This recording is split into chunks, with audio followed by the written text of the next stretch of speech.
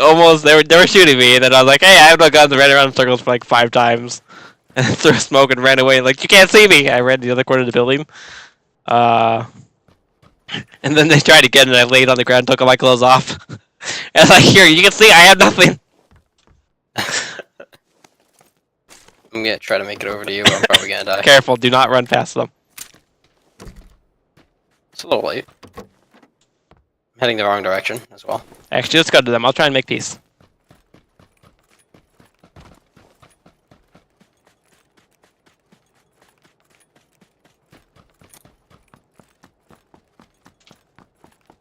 Hello? Whoa! Friends! Hello? What are you doing? No, I'm serious, friends? Hello? Friends? Hello? Friends.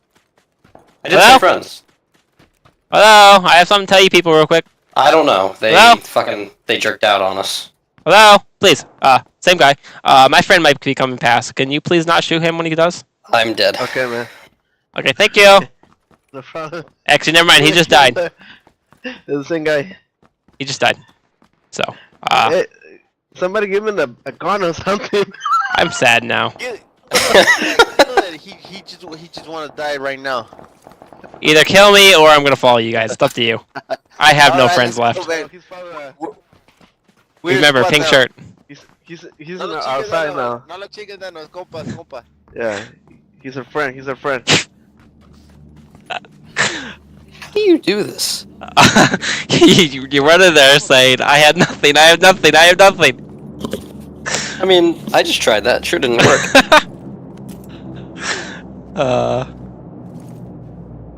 Y acá el vato era, güey. Hey, what the fuck, man? What the fuck? It's smoke, calm down. Nah, es solo humo, güey. I like you people. Do you two have names if like we wanted to play in the future at all? Yeah, just tell my number 1, he's number 2, number 3. Okay, good enough. Mexican number 1, number 2, and number 3. Okay. Right, you're right. Let's go, let's go. Uno, dos, tres, cuatro. Jesus, what the hell is this? El Chapo, yo soy el Chapo. That's Chapo. Don't be alarmed, don't be alarmed, don't be alarmed! What is it? Smoker. Hey, Is it okay if I put a red shirt on? Nah, man, fuck you that. I like my pink shirt. you look nice like that. You look nice. Yeah. Just fancy. Can't believe this. Hey, where is your group? Yo, let me out or else I'll knock you out. What happened to them? I love these people. Sienta. Jesus. Can you hear what they're all saying? White on the outside, black on the inside. Who the fuck were you just talking about? What? We're brown. Blood in, yes, blood sir, out, what? man. Cause I'm white on the outside. I don't know if that's it. I'm black on the inside. I mean, I sure do get along with blacks, but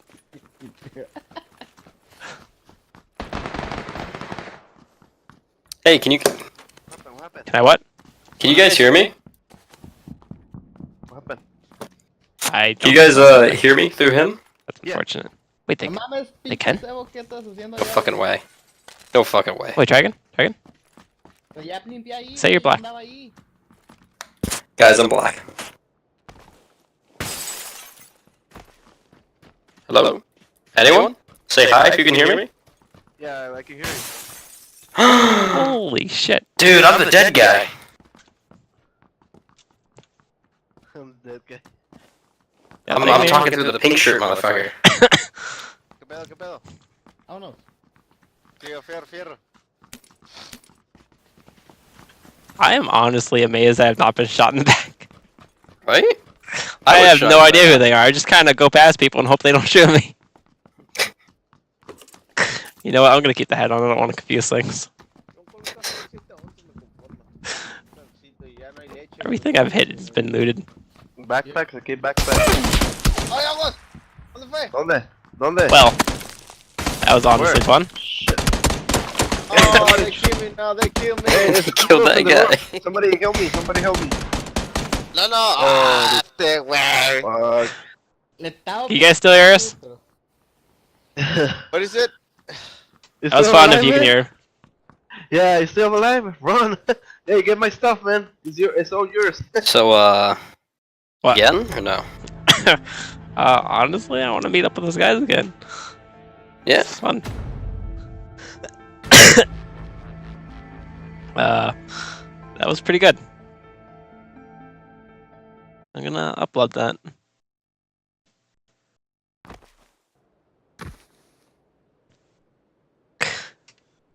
They almost killed me in the very beginning. I just kept running around the guy. He couldn't turn fast enough to shoot me. All I had was a shotgun. You want to stay with me this time? Sure. Was I not with you? I dropped on my waypoint. That's how I met the guy. We both landed up on the roof, and he was like, "Okay, I'll give you 5 seconds to start running. I don't want trouble." I was like, "What? It's not gonna be any trouble. You're wearing camo pants. I'm wearing a pink shirt. Just don't shoot each other."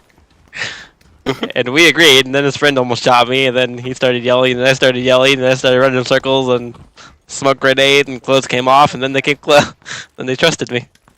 那是以前吧， Taking the clothes off really helped. Really smooth relations. 一号在你心里。 They go by Mexican number 1, number 2, and number 3 if we see them again. 这妈的，好不容易比到这 Mexican 样 number 的。 1, 2. Sadly, there's no way for me to see the names, right? That's unfortunate. Where do you want to go? It's a good map. Let's make it long and good. Say that again? It's a good map. Let's make it a long, good ride. Okay. Reference? I wish you got the Steam app, which they've made a lot better than it used to be, it turns out. Hospital? It's got a name. Here? Sure, why not? Kind of close to ruins, but Not like anyone's ever gonna come here. Oh no! Everyone came here.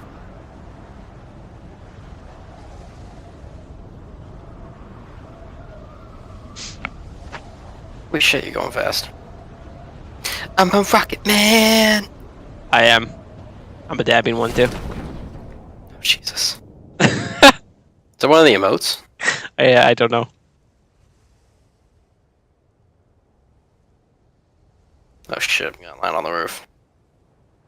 What I've been trying to do. I've been landing on the roof almost every single game. Pretty easy. Regretting it some games. Look at me, look at me, look at me. Look at me. Look at me. Look at me.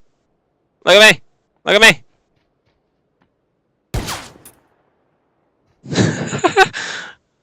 What the hell?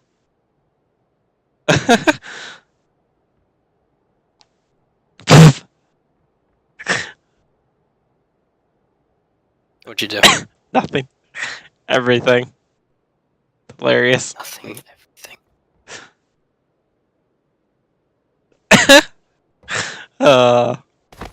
I can't believe emotes have been a thing for so long.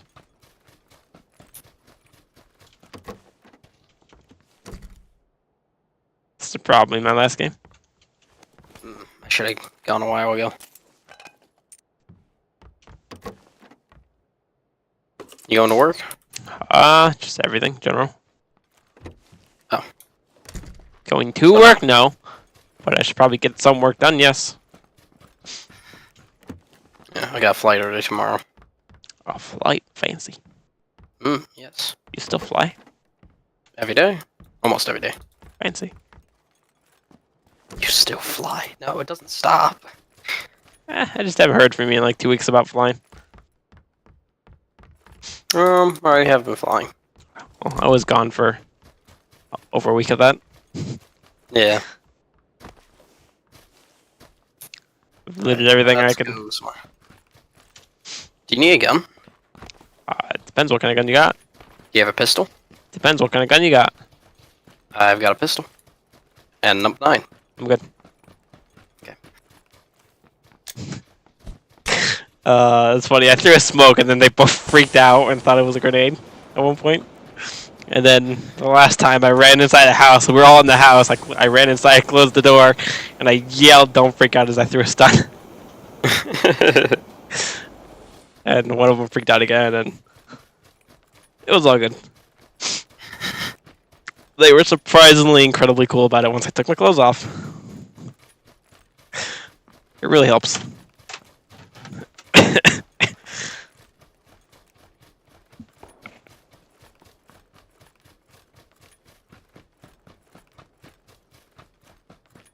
Sadly, it was a drive-by shooting. Well, a walk-by shooting.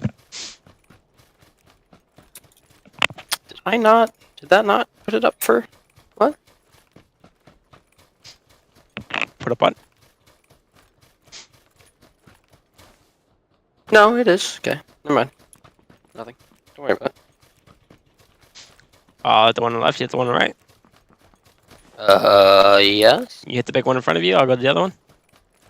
Why does this look like it's out of like a what's it called? Thing. A thing! Probably because it was out of a thing. The words are strong with you. What thing? I don't know. I can't think of the word right now. It's a kind of movie, a Dr. Seuss movie. Maybe it was actually. You never know. Honestly, Maybe. how do you know it wasn't? Point, point. Maybe It's it's my heavily favorite house. inspired. Has the airplanes on top. See if the jump hurts. That it does a lot.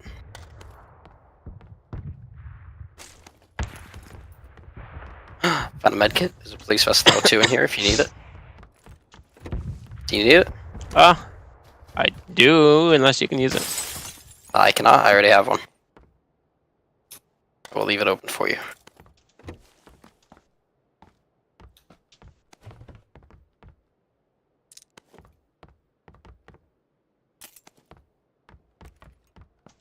Yes. Well, one will do for now. Until I get to you.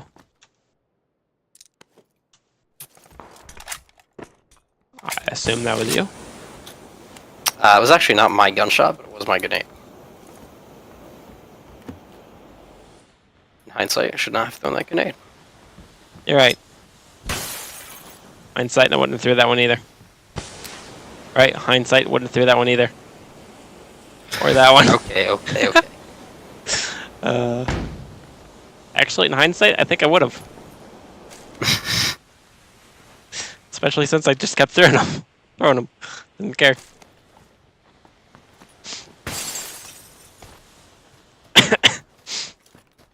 Well, at least I won't know what building you're in.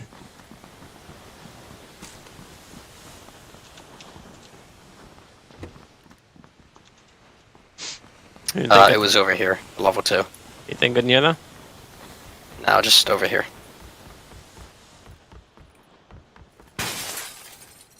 Level 2 is in this building. I have an AK, by the way. Nice. Should probably get out of here soon. That tiny little thing? Mhm. Oh, how's your day?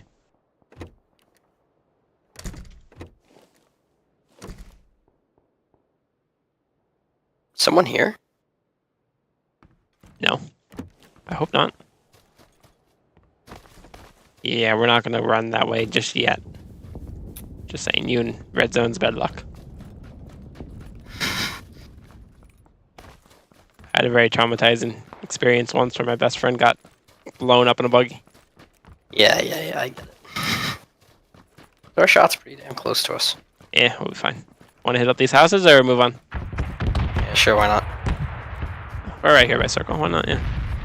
Left or right side of the building or road? Which side? I got left.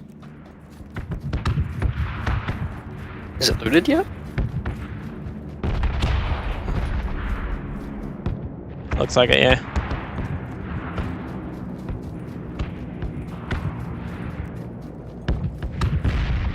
Oh yeah, down by the garage, by the Jeep. Person. This person? On the road. Don't die. Please don't die. Please don't die. He's running your way now. I don't see anyone. Other side of the house. By the big tree. Over here? Yes. Where? Like 5. North. I don't see anyone. You hear that gunshot? Literally.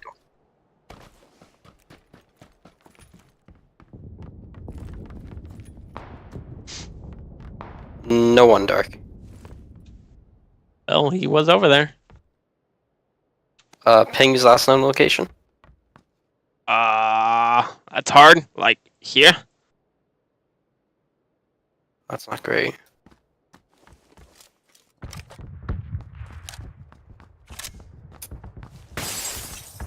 Oh, I found him. I need help. Alice, is he running away? He's running away.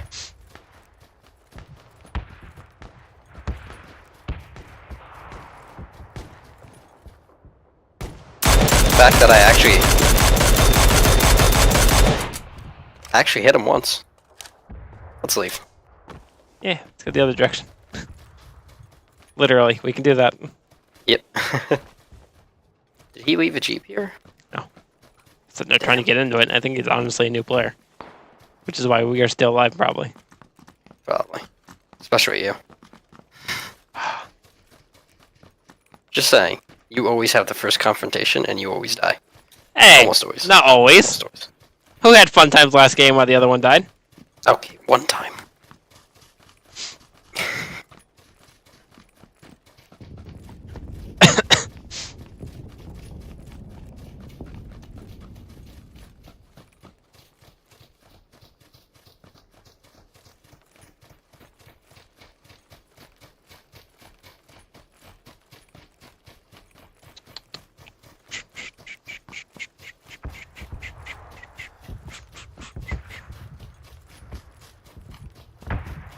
So, nice grass.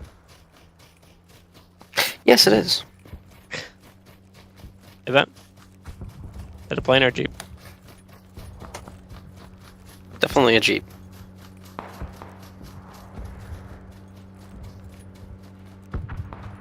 Dark. We should stop and intercept. You mean drop and let it go past? I agree. Please keep moving. I'd love to get out of this red zone. Please keep moving. Please keep moving. Please don't see me while you There's a running. lot of people in there. Oh shit. Oh shit. Please. Did they get left behind? What? Are they think fucking so. around? Yeah, they are. What the fuck? What the hell? Oh, they're just parking the Jeep far away so they can go loot. Dark, let's take the Jeep and go once I get Oh, there. hell yeah. Hopefully I don't get up too soon. Ready? Start running now. Do you want to drive or you want me to drive? I'll drive. Okay. If we don't die. God, please hurry.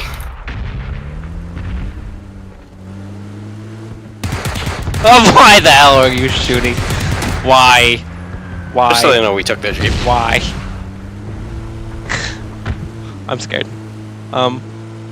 This is scary in Jeep.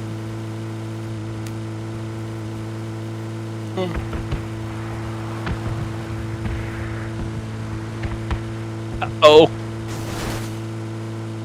Can we go towards the circle? trying. Orange pin?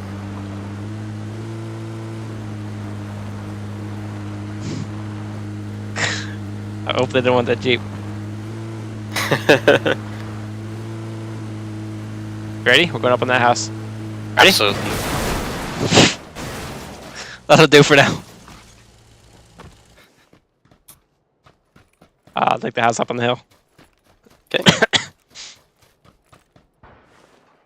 That was you, I hope, breaking windows. Yeah. It'll take those guys a while to get here. They don't have the fucking car.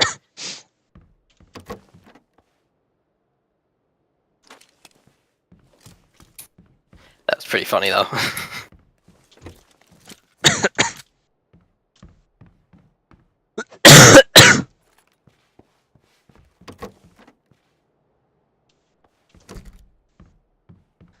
Question is, did they realize what happened? I think after I started firing, they might have. After you started firing, most likely. That is why I fired. That's a big fuck you to them. Car.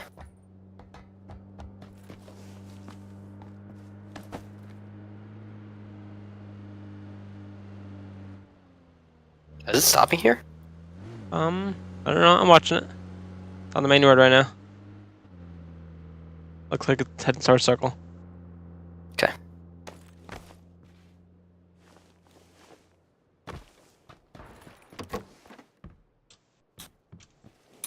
It just kept driving through the field towards circle. We hit the houses on the other side of the road. Did we hit them already? Nope.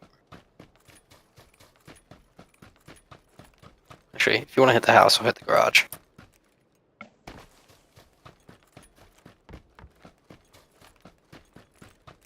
Then we gotta get out. I found something. What'd you find? Suppressor for an AR. It's And beautiful. then a suppressor for a handgun. Oh my god, you're beautiful. And then it would be even better if I found a suppressor for an SR up here because I have an SR. Do you? I have an SMG if you can find anything. Here you go to this house. Hold the Jeep round, Want me to or you are going to? if you can. Sure, if I can remember where it is.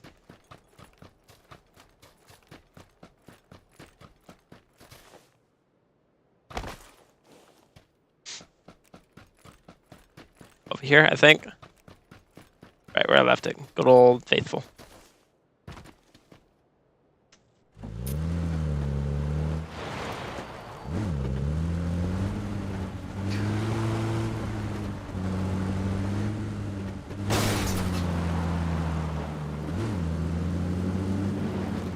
Coming down? Coming to hit you? Thanks.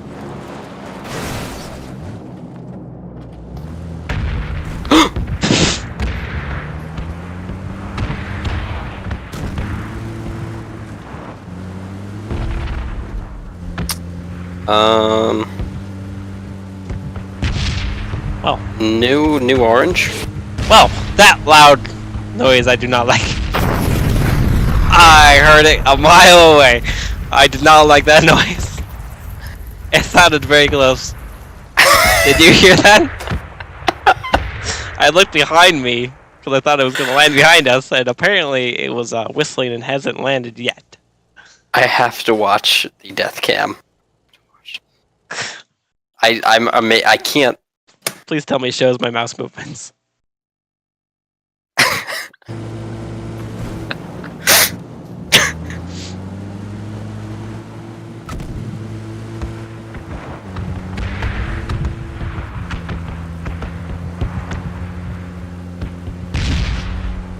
God damn it.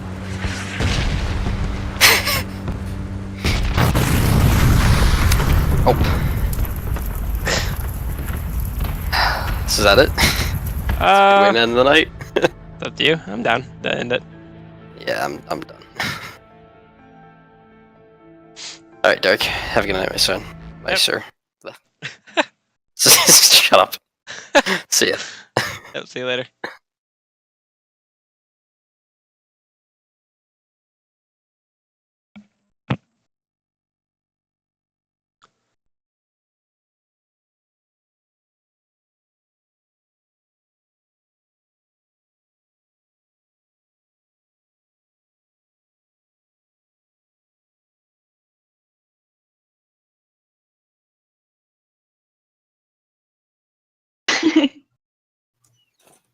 You shut the door.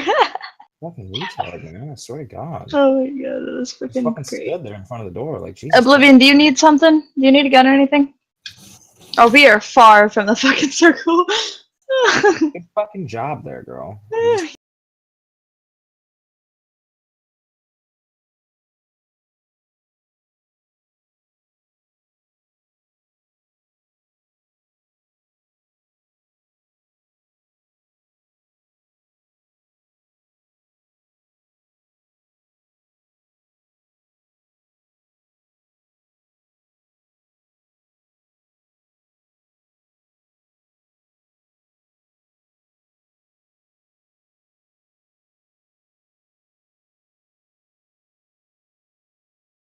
fired.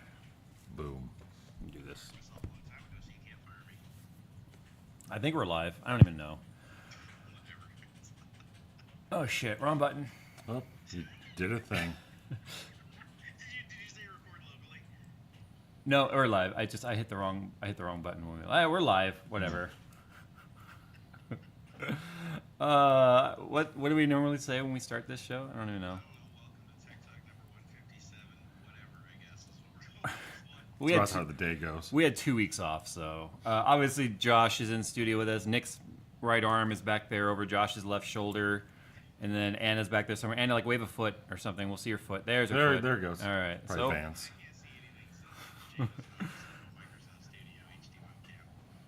What? What does that have to do? How could I share this one camera with Skype and OBS?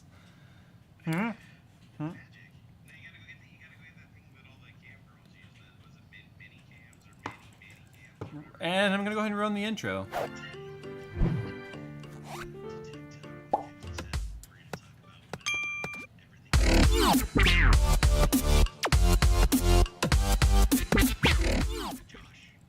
Oh, everyone's saying they can't hear you now. I don't know. Hold on. I guess we're gonna do live tech support like we normally do. You can try muting it for like an hour or so. No, I don't get it. I don't get it. Like, just try muting him for an hour? Is that what you said? See what happens there. Yeah, it's set up. No, I think I know what it is. Hold on. See, if I do this. Yeah, the desktop audio. You know OBS is like desktop audio thing will like freak out and not... Yeah, it's doing that. Hold on. Ay, ay, ay. Can I go home now? I think we technically did tech talk. I mean, we did. I mean, people are talking in chat like they can't hear me, so we have confirmation tech talk did happen. Okay, you're good now. We hear you. All right. What I don't get is why could you guys hear me perfectly fine, but to everybody else it was all fucked up? Did you have like a level in OBS wrong, or? No, OBS was set to the right, like, you know, sound mixer. But then all I did was like set it to something else and set it back, and then hit save, and it worked. All right, there we go. There we go. Things and stuff. Orlando said just do sign language. I would if I knew ASL, but I don't. I don't even know what it was. What were you talking about? Oh, you were talking about cam girls and cam setups and stuff. I see. Yeah. I was saying if you want to split one camera between two programs, you have to use like one of those cam splitter programs, like ManyCams, or there's another one that does it that I don't know of. There's a free one that doesn't work for shit. I just like how you went straight to cam girl was the idea of, you know, the practical use. Well, that's where I learned it from. So, like, that'd be practical, right? Are you a cam girl or something that we don't know about? I mean, at my current testosterone levels, I certainly qualify for one. You don't have low testosterone. You just have a high estrogen. Is that what it is? Yeah. Is my man titties just coming from high estrogen? So, guys, we got Josh here. He's still in town. As you guys know, we finished his build yesterday. We may or may not have, like, screwed something up and had to take it all back apart today and made another video about that. It's all tests to see if the we just Josh, did he drill holes through the board again? No. Did he drill holes through the board? Actually worked out okay this time. That wasn't the problem, if there was a problem. We just wanted to see how many of our mistakes the audience could pick up on. Kind of like those, you know, compare these two images and point out the differences. Yeah, it's kind of like that. Gotcha. Where's Waldo Technology Edition? I gotcha. Yeah, it's kind of like, you know, what's different with this one? Like this whale has, you know, 3 eyelids or eyelashes, where the other picture has 2, kind of a thing. Like real subtle things. Yeah, you know, really just kind of, you know, looking at the audience retention and how deeply they view the video and how much they pay attention as opposed to having it on second monitor and not watching. And you know, we got the metrics back. Everything's good. Well, I can't argue with that logic, since like one of my most popular videos I ever did is called Diablo. That like every comment on the video, all 10,000 of them was like, you don't know how to pronounce the goddamn game. As long as I've known you, you pronounce things wrong though. I do. It's like just how Vegas. I'm gonna go to Las Vegas. Go to Las Yamaha. Vegas. Hey, that's my. Don't make fun of my accent or speech impediment. Depends on how much I want you to feel sorry for me. It's like Yamaha. Dude, it's my Seattle accent. Okay, God damn it. Is there a Northwest accent? Not that I'm aware of, because I wouldn't know it. Like I would. I've never heard anybody say damn. Is there a Midwest accent? Oh yeah, don't you know? That's more like a Wisconsin thing. But isn't that Wisconsin, like Midwest, or is that Plains? I don't know. I mean, whenever you're from a place, you don't think there's an accent. You go somewhere, oh man, you got an accent. You know, like, you got a radio voice. What the hell does that mean? You got a face, Face for You got a radio. face for radio, my Yes, friend. I do. I do. New York's a lot like that too. You go to New York and you hear people talk, and you're like, "Wow, that is the thickest accent I've like the Brooklyn accent. That's like the thickest accent I've ever heard." And then they look at you like you're talking funny. I'm like, William Nicholson in chat says it's Topless Taco Tuesday. It's Thursday, my friend. dude, it's the topless Yeah, taco Tuesday is like gone. Tuesday somewhere. No, it's not actually. Oh my It's god. on calendar.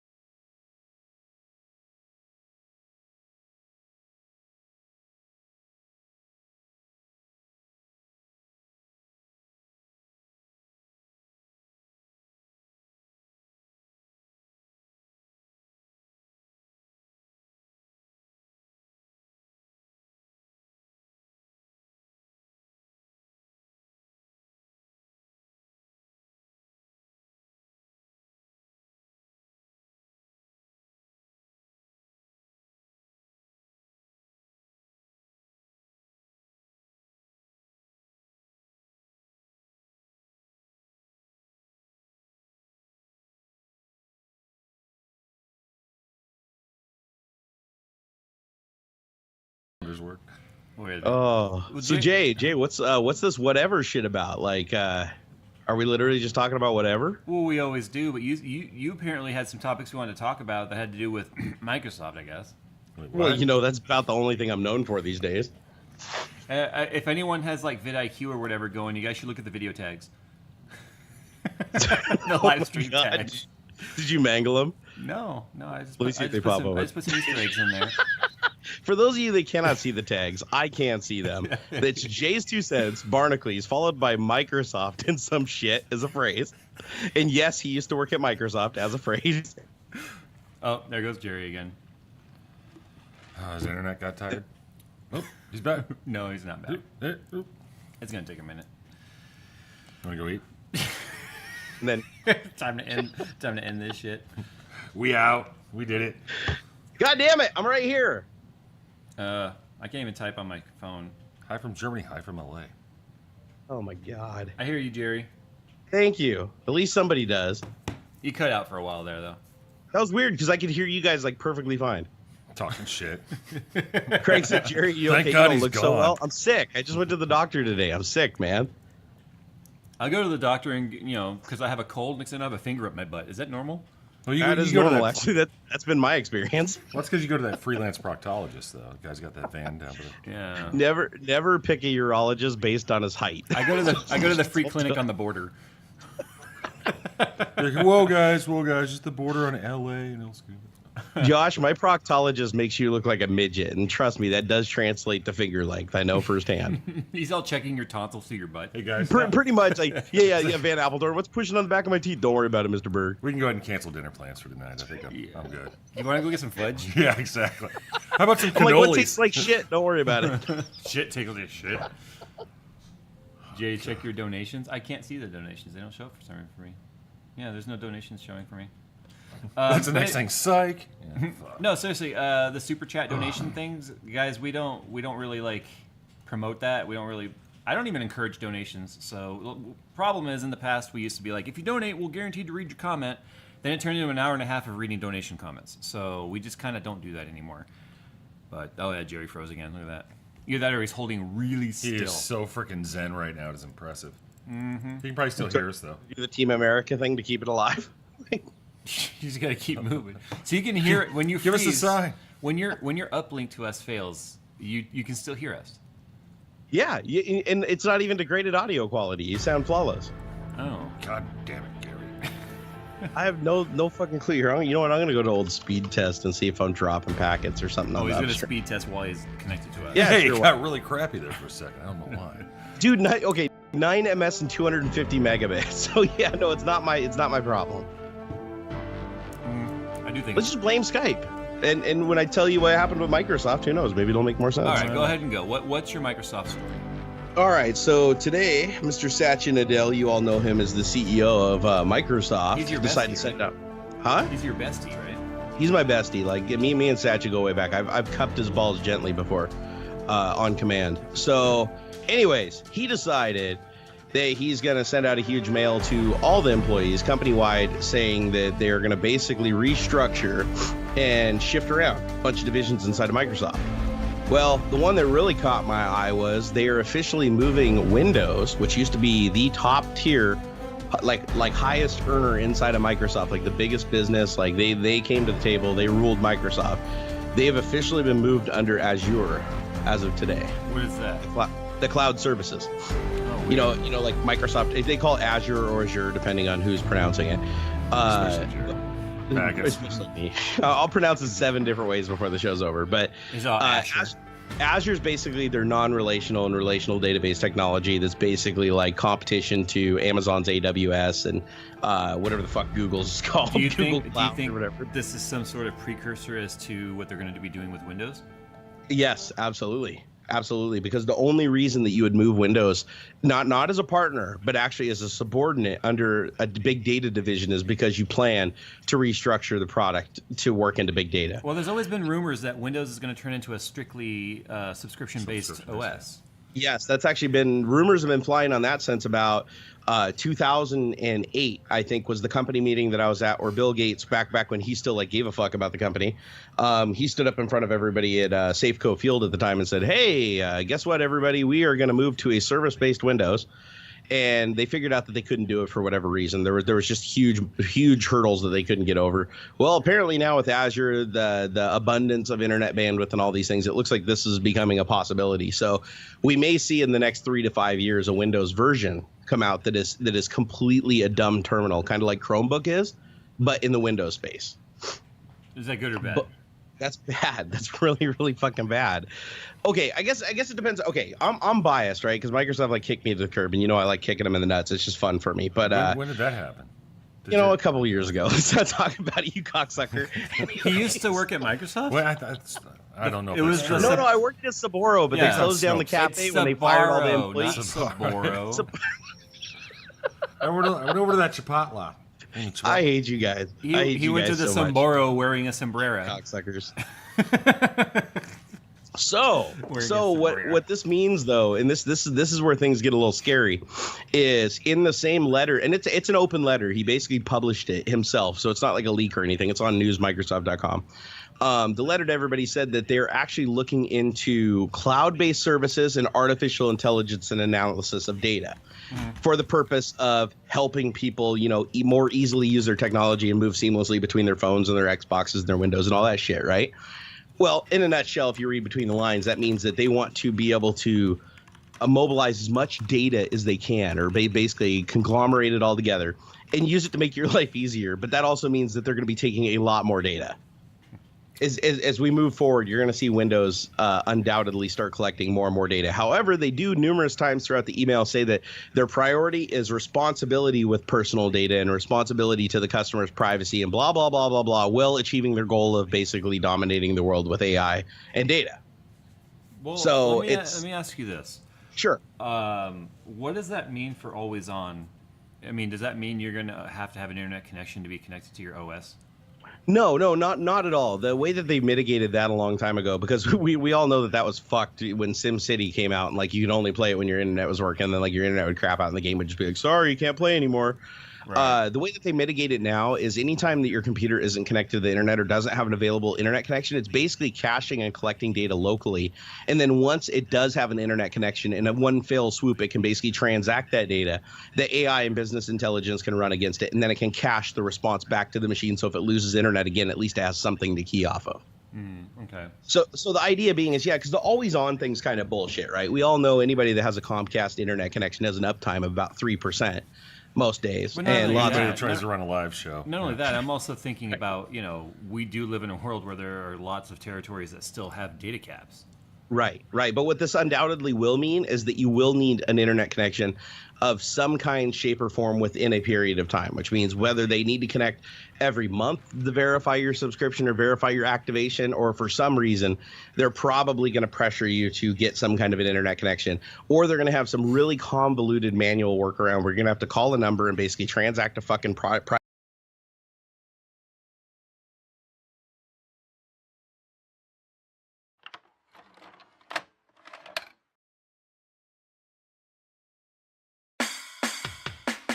So you finally got up the nerve to talk to that saucy dish in your class who you're sweet on, and she actually talked back. Your childhood friend who you haven't seen in 10 years just moved back into town, and you're already getting along like she never left. And your little sister has taken to cooking wholesome American lunchboxes full of jelly donuts, hash browns, and mashed potatoes for you. I bet you're feeling pretty good about yourself right now. Well, stop. Because you've found yourself in a dangerous situation that has spelled disaster for many men across America. You are now the protagonist of a harem anime, and if you don't act quickly, it could destroy your life. I know what you're thinking. How could this possibly be a bad thing? Dames chasing after me left and right? Who could be unhappy about that? You could, son, because your life is now in a state of karmic imbalance. For every bit of fortune you experience with the opposite sex, you will find equal misfortune in everything else. You must prepare yourself for a string of disasters that could ruin your life. and enough accidental sexual assaults to start your own hashtag. By the way, you're going to want to take notes on this because odds are you're pretty dumb and, in all honesty, just the worst. Now that you're sufficiently aware of the danger, the standard advice for any disaster scenario applies. Don't panic. However, it is of even greater importance to a harem anime protagonist, because in the event that you do panic, it will result in you accidentally stripping or groping someone. The law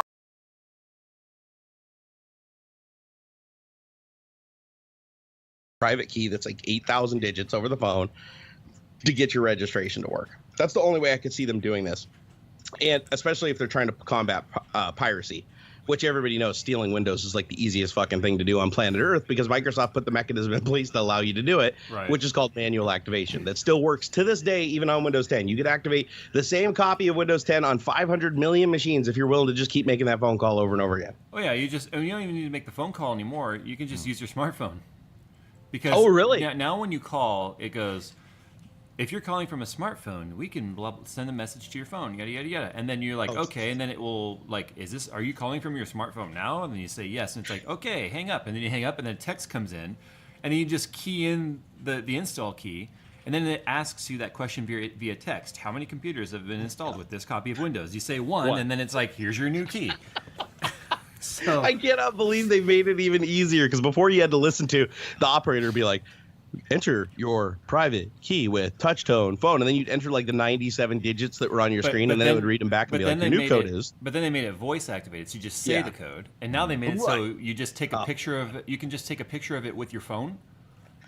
Like, I'm not even kidding. You can take a picture with your phone, and then it will. And then he's doing like an MS Paint. Yep. But then the thing is, because that install key is unique to that computer, it even tells you like, take a screenshot of this and save it for later. So when you reinstall it again, you can just use that key again.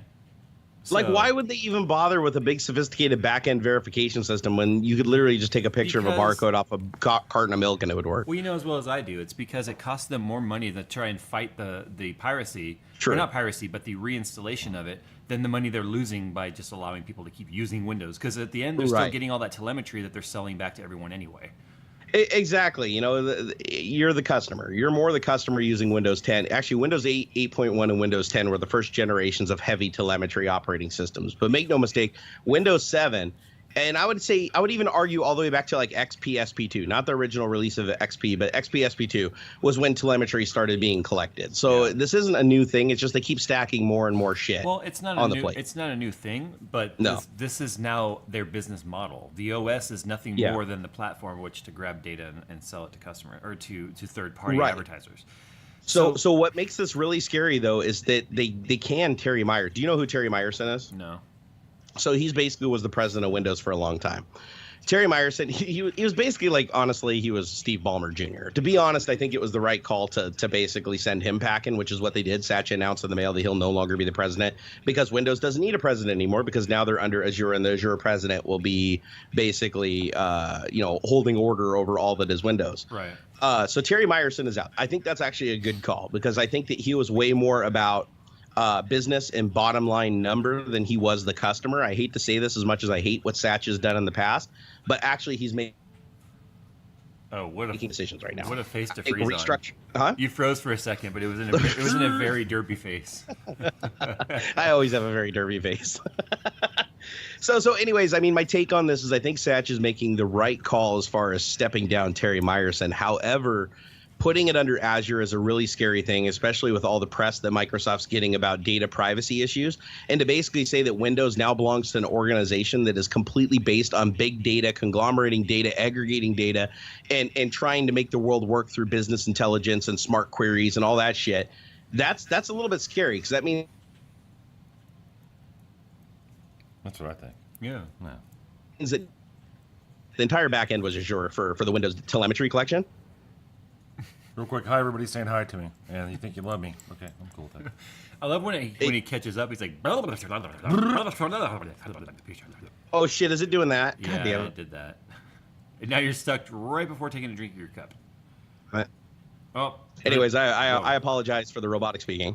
Could be worse. Did it do it again? It froze for a little bit there, yeah. God damn it. So I can't. So nobody even heard anything I said. They heard it really quickly. We got the we got the gist that you're happy that he made Terry step down. Yeah, but I'm not happy that it's under Azure, because this means for the first time in Microsoft's history, the Windows product, which is the original product Microsoft was founded on, is now a second-class citizen to Microsoft, and that's scary. Was there any other Microsoft news? Yes, actually. The other thing is, and this is complete theory, I have to say that, but apparently Microsoft Edge is getting their ass handed to them. They're the chief executive of the project was asked to fuck off kindly. I'm not going to use his name though, just because I don't want to contaminate my data sources. So, anyways, Microsoft Edge basically had a certain period of time to basically get their shit together. Satya decided, nope, they didn't get their shit together, so they fucking punted the president of that, put a new guy into play. And now Edge has 2 years and an unlimited budget to basically turn the project around and become the best web browser in the world and fully integrate itself into the Microsoft product and the Azure platform and bring everything together. So they got another 2 years. We go ahead and make predictions on that now. I don't think it's ever going to work. Yes, please do. I don't think it will either. I think everyone just automatically writes off Edge / the Greenfield Explorer and stuff simply because it's the baked in. Yeah, it could be the best, and it's never going to get the benefit of the doubt. No one's going to give enough time to try it. Right. It's. I mean, that whole thing. You keep freezing, but I'm gonna. If you're talking, we'll talk over it for a sec here. Everyone knows that Explorer and Edge only see enough internet to download Chrome or Firefox or whatever you use, and that's it. So when you use your laptop to buy a new computer, right? Take your car to go car shopping. You know, it's like you use Explorer or Edge to download Chrome. Exactly. Never. I never ever use Edge for anything. Ever. Yeah. Well, it sounds to me though like they're trying to make it a big part of their game plan, like that. Like Edge plays into this whole Azure move, this like lateral move, or actually not even lateral, sublateral move of taking Windows and putting it under Azure. Now they want Edge to kind of become its own entity, not so much a part of the operating system, but across all platforms. That includes the iOS app, the Android app. Yeah, you can get fucking Edge on everything now. So they really want to streamline it, make it like the best that it can be, and they pretty much, allocated unlimited resources to that. And then the last little piece of news that I have is, and I wouldn't even call this news, let's just call this a prediction, is there is going to be another round of layoffs coming at Microsoft. Undoubtedly, because any time historically when Microsoft has merged two divisions together, there has been overlap. There's always redundancy, always same. I mean, that's why I'm out of a job, right? They merged Xbox, the Windows Phone, and Windows all under the same division, and they're like, well, we don't need 3 fucking test teams anymore. So they basically just picked the test team that the current management was most familiar with, which was the Windows Phone test team, which still makes no fucking sense to me that they picked the guy on the project that failed to basically run the test effort for the products that succeeded. Makes no sense to me, but anyways, that's what they decided to do. So expect that if you know anybody that's working at Microsoft, especially in the test or development disciplines, that anywhere where there's overlap between Azure and the operating system where things were being duplicated, they're going to slowly start phasing that out and either move those people out of those positions or just fucking put a gun to their head. Well, on that. Hey, real quick, someone's like, hey, Josh, I thought Fractals from Sweden. It is.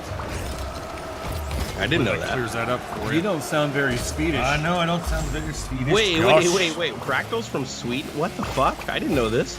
Are you being serious? Yeah, I'm dead serious. I didn't know Fractal was based out of Sweden. Yeah, we're based in Sweden.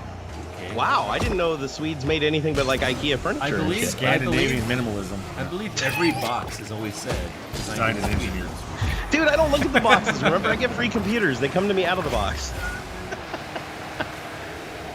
Jesus, I didn't know that. So do your cases come flat packed then? Do they come in little envelopes and you pull out all the sheets and bend them and weld them together? Yeah.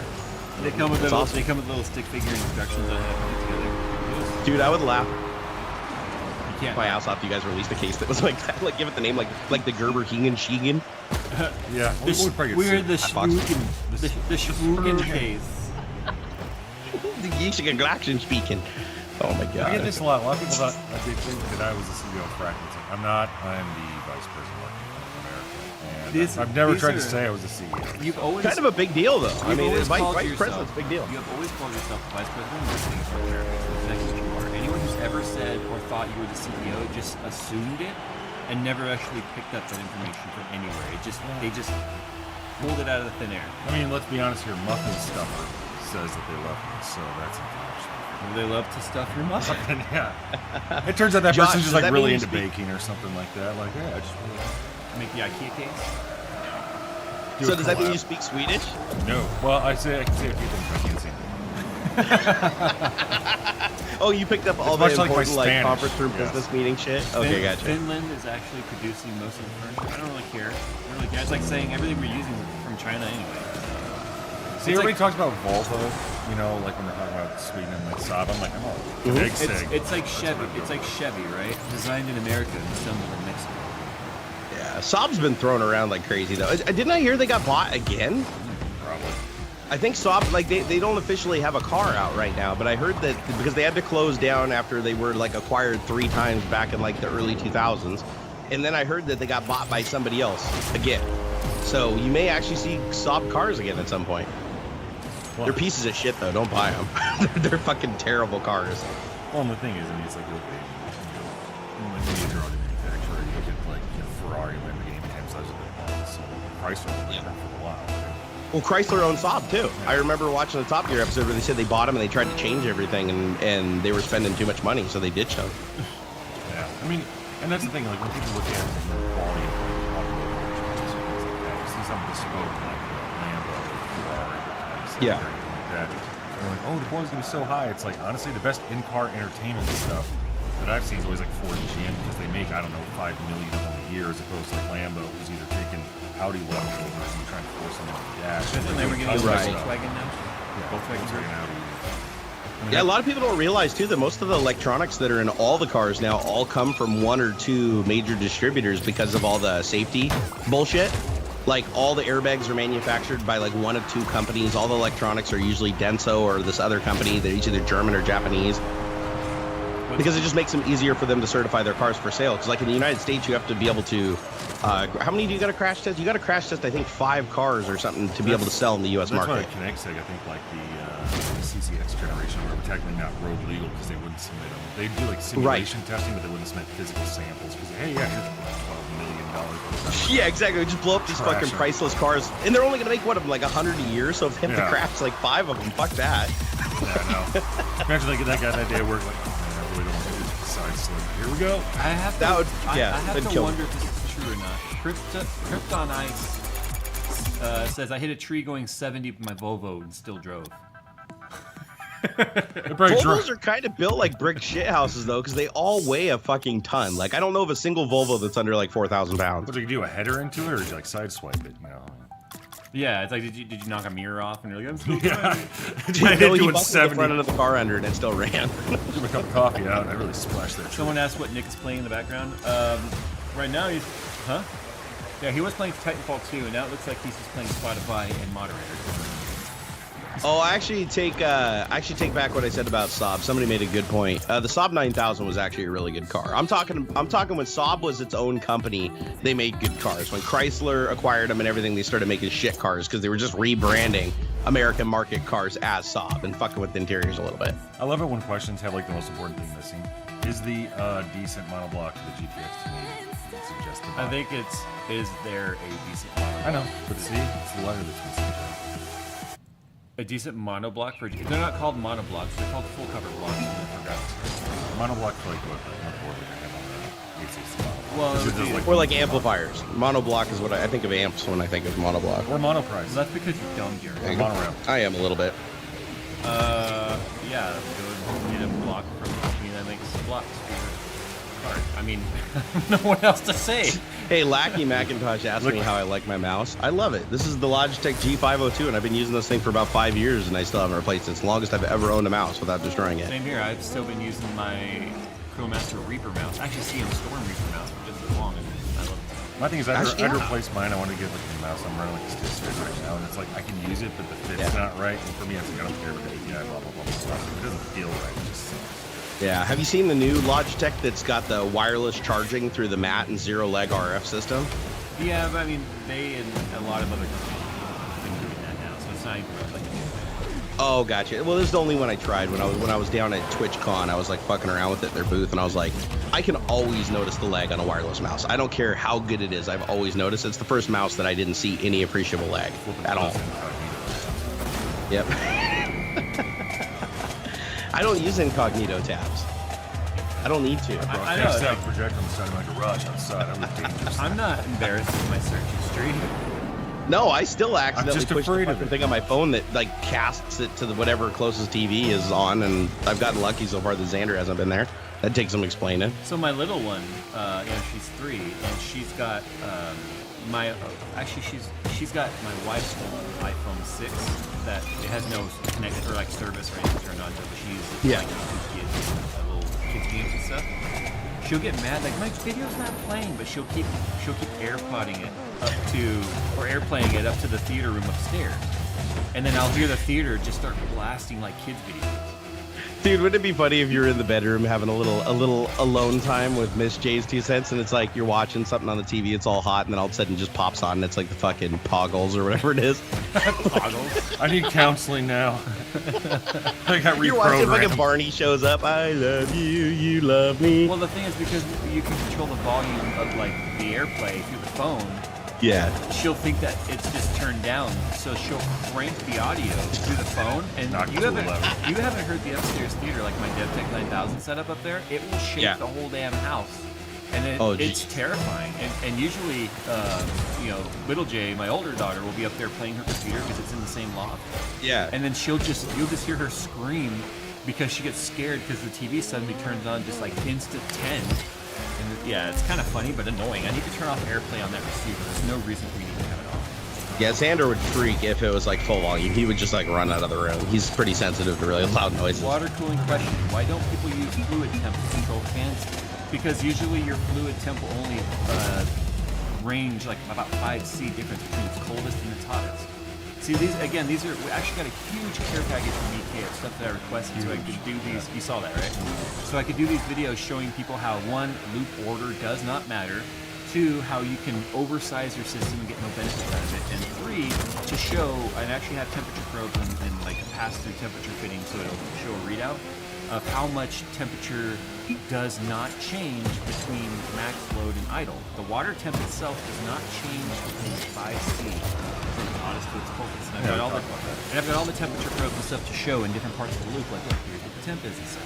So I've got all these videos planned out, but they're being more or less timed for the beginning of summer, because that's when these videos are much better. Dude, water cooling's for poor people, man. So I got a couple things here real quick. First of all, the guy just asked about the business side panel. Like anywhere, just contact our text. Help you out. And I was going to ask you guys. That seems like a logical place to start, right? Yeah, I mean, that's what I do. And that's the thing, like, whenever we get those questions on, like, social media, we're not trying to be dicks, but it's like, who wants to troubleshoot something in 280 characters? It's kind of difficult. We're always going to correct you back. And then, like, whenever I show up in videos, I get this, like, he sounds like or he looks like. Like, who do you get? Do you ever get, like, oh, Jay looks like so-and-so, Jay sounds like so-and-so? No, I'm pretty unique. Other than Chunk on the Goonies, yeah, no. See, I get, like, That hurts people I coming never from heard you. Good troubleshoot. No, in all seriousness, I think when people spot me out in public, it's because I'm a very unique. There's no way. That sounds like the most politically correct way to describe it. I thought I was unique until I went to Goshen, Indiana, and met 2 people that could literally be my fucking clones. They're both women. Well, you know. And they have beard. I have bigger boobs still, but you know. Throw it out. Someone asked if I'm driving a red 911 for the Sony in the 60. Nope. Jake confirmed black Corvette. God damn it, you drive fucking nice rental And cars all the I time. broke Jay's windshield. No. We went on a canyon run today, and he kicked up a rock about the size of a marble. The car kicked up, and then I ran like booted one at his car. No, you threw it by hand. That's like tossing out the window. Slow him down. So yeah, he put a rock chip and cracked it out. Does that thing have a fancy window in it where it costs more because it's like lighter weight or something? No, it's the exact same one as like the base model. Oh, okay. No, I mean, that's a good thing, because I had a friend who had this acoustically modified glass windshield came in his car or something. He's like, oh yeah, it makes it really quiet inside, but the replacement costs $900. Sounds like a bunch of Actually, marketing because it right has there. the PDR, it might have a different windshield. Ooh, well, you better hope it doesn't. Does it have like little fucking wires running through it or anything for heaters or defroster? I have an insurance on it, so it doesn't matter. No, but insurances sometimes will only cover up to a certain amount. But Like only. this is through the dealership for this specific car. Oh, gotcha. Okay, never mind.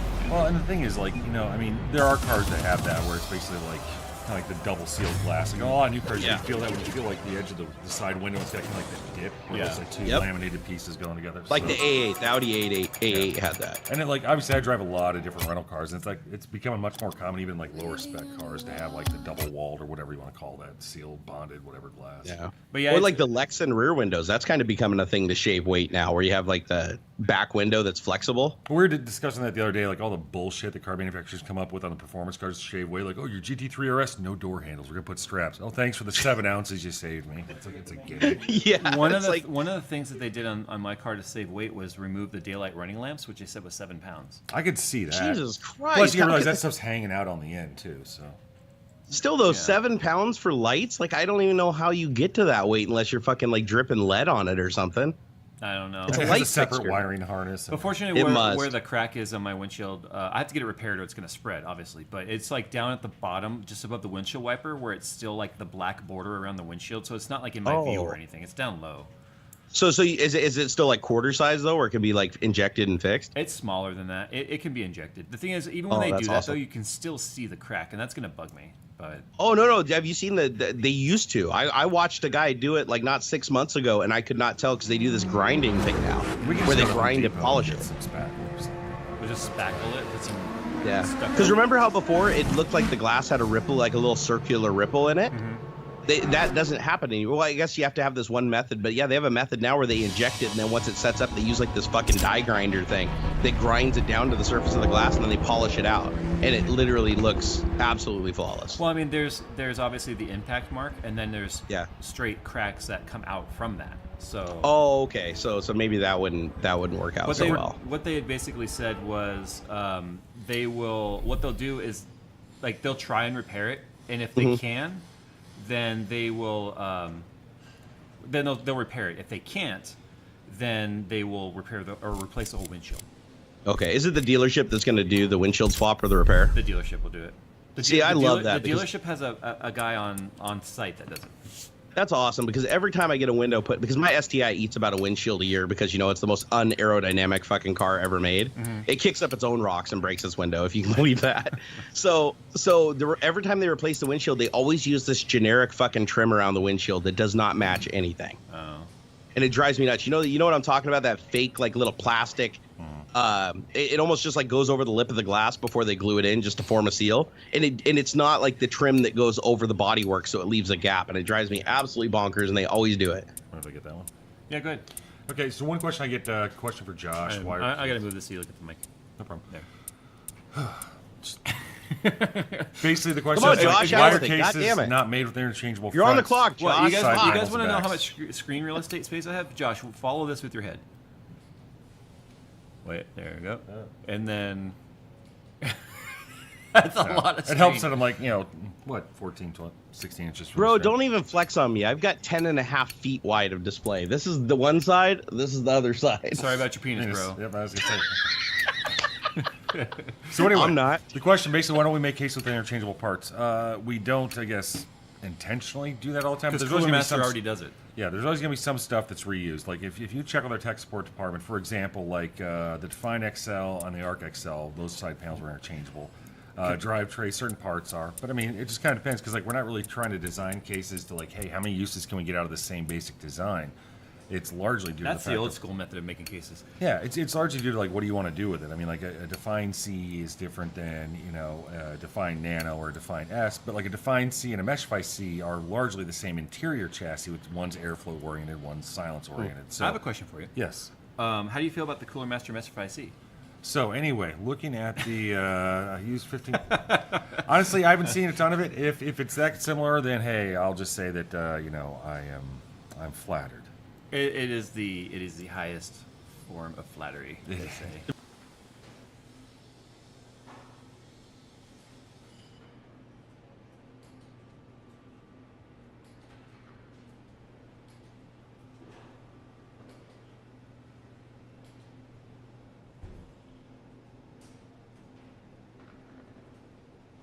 To be fair, everything's And if so, it wasn't the interchangeable if first you have a time. die grinder and a spot welder.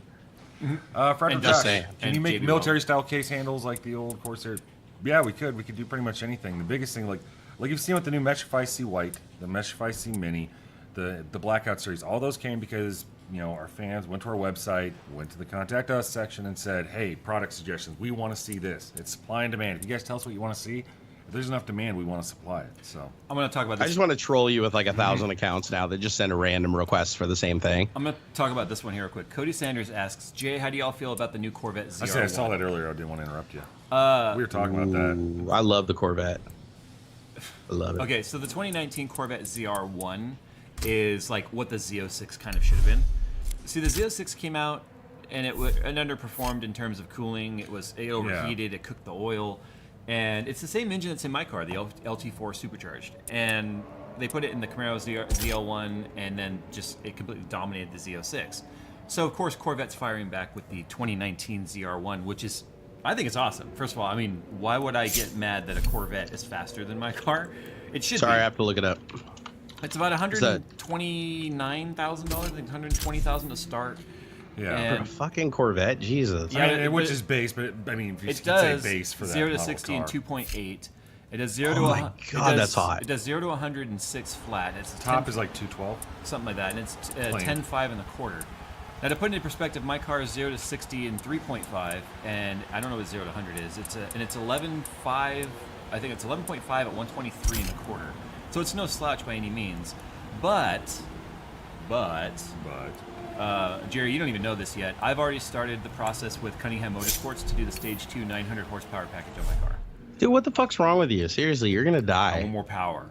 I mean, you're a good driver, but you're not 900 horsepower on a track good driver. You're not fucking Mario Andretti. You don't know shit about my driving skills, buddy. You're gonna die, dude. And I'm probably gonna be in the passenger seat when it happens too. I'll end up landing down there on the day you get it back from him. No, you're not. You're not gonna be in the passenger seat of my car. Why? The suspension can't handle it? I thought you upgraded that. You're never gonna make it down here.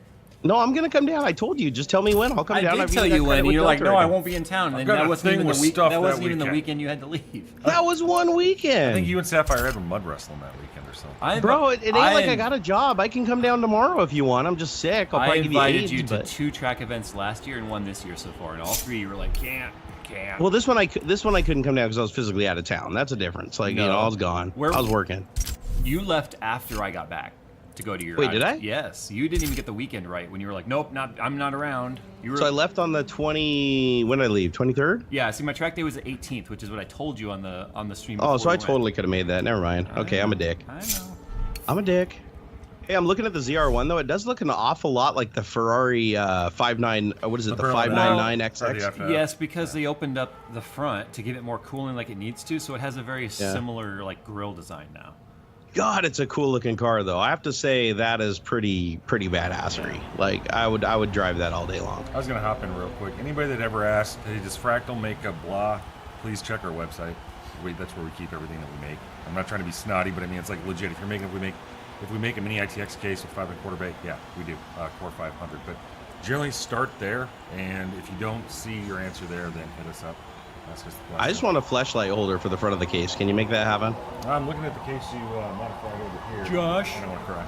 Josh, I would like to know if the 4770K with a Z87 running G-Skill DDR3 will allow me to run a 360 mil 30 mil rad with these fans. It needs to be like some rad that was made for like 6 months by some company you've never heard of. And yeah, what I love is how people think you test every single possible iteration of hardware ever, and they're going to get granular down to, I want to know if it's going to fit this exact configuration. Well, okay, and here's part of it, right? I saw a question earlier about, is it hard to make cases that fit 280 millimeter rads, or basically 140 millimeter based rads that still fit, have RAM clearance? Like a 140 rad, like the 420 like 140, would not 280, have fit 420 in your build. And the thing is for that is, like, you always got to draw the line somewhere. Because for the guy that's over there, like, God, if you made it an inch taller, would have fit this, would have fit this, would have fit that. There's 5 other people saying, why is it that tall? If you made it an inch shorter, it would be so much closer to what I want. And that's where you kind of have to draw the line of, this has the best compromise of fitting multiple different radiators. So, for example, I mean, the R6 can fit at 420 in the top, it can fit at 360 in the top, it can fit, like, 240s, all that stuff. But I mean, can it do every single thing at the same time? No. What's the max it can do at any one time, regardless of hardware orientation? Would be 420, 280, 280. But you probably would never want to do that because it'd be a basement-mounted 280, which would be a bitch to plumb. But it could technically do it. And then Your best shot is to take the counteroffensive. You should have already noticed that you can use the gutters and hedges on this course. You need to take advantage of that when you can. Pay attention to those things. I don't think I have to remind you everything Project Diaz...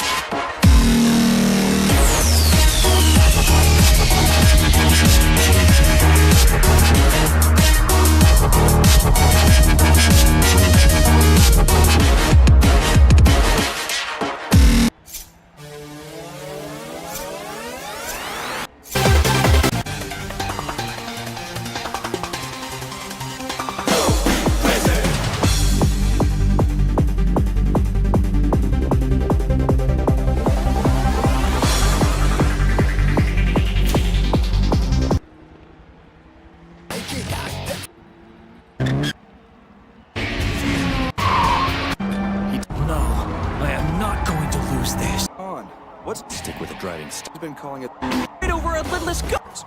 When that think and feeling this pretty begun to understand instinctively more than a few things about this race.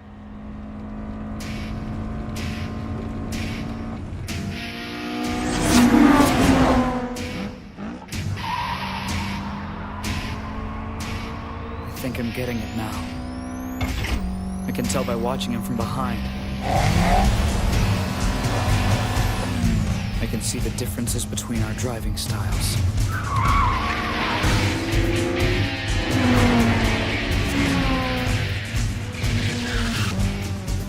Oh wow! They're coming around the corner!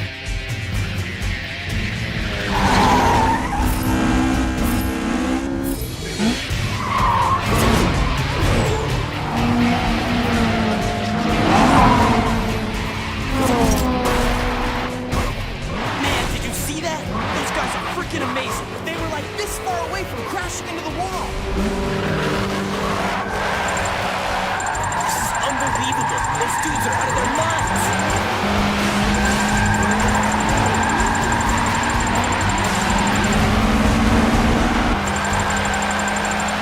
Always spent too much money on this store.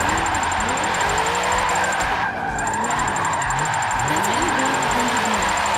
But there is one condition.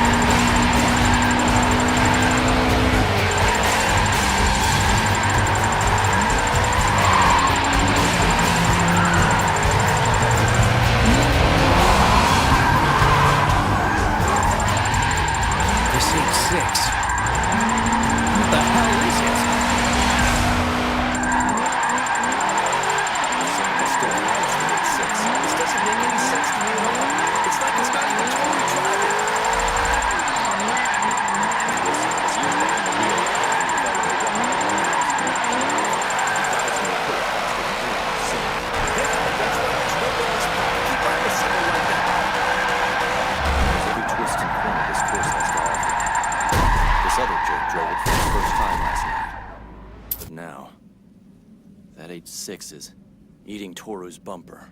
It doesn't make any sense. That's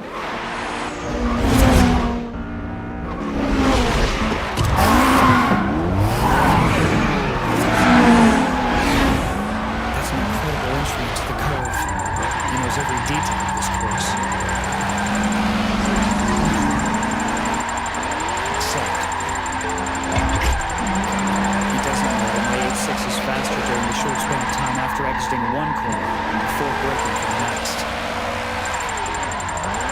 But why? Don't think it's because of a difference in the power of the cars. In a mountain pass like this, you can lose count of the corners pretty easily. Of course, it's worse when you're right down. You begin to lose the ability to distinguish between the straightaways and the corners behind the upright stretches. Yeah, it's true. There are a lot of spots where you don't know if you should let up on the gas or just dive in with all she's got. And knowing where you can and can't go all out will make the biggest difference between talking against the public. You should remember that. This is one of the most important points in my theory for being the fastest on the road. I want this to sink in. Yeah.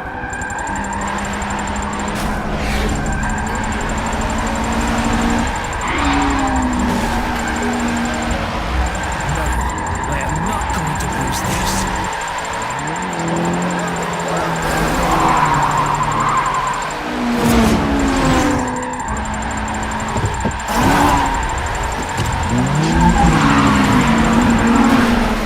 That's the most reckless driving I've ever seen.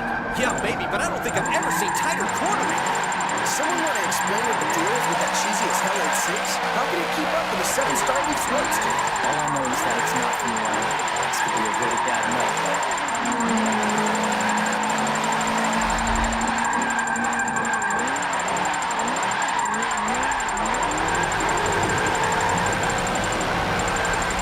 It's about that time, boys.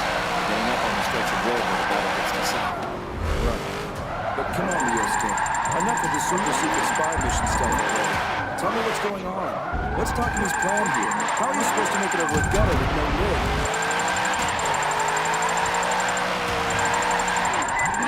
Still can't shake the 8.6 on this tail. And they should be breaking through the C10 curve right about now. They already got as far as the C10? I think we should have given them a credit from the beginning. But this battle isn't over yet. I mean, just because Toru can't shake the 8.6 doesn't mean he's gonna lose the whole thing. It just means they change places when they go into the second run. Anyway, this battle is just getting off the ground. No way he'll pass Toru. This is our turn. It'll never happen. And nobody knew that this course would pass. It's too much. They're almost to the point where they can't push those cars much harder anymore. Exactly. It doesn't matter if you can't shake him off, Toru. Just don't rush things. Stick with a driving style that'll keep you from losing. That's all that matters.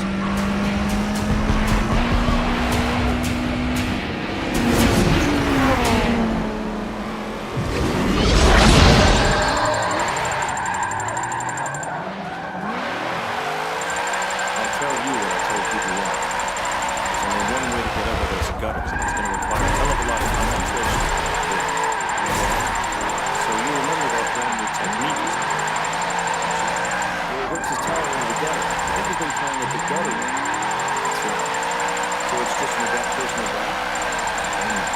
Even you should be able to see that this isn't the sort of course where that kind of thing would be possible. He's going with a technique that's the opposite of the gutter.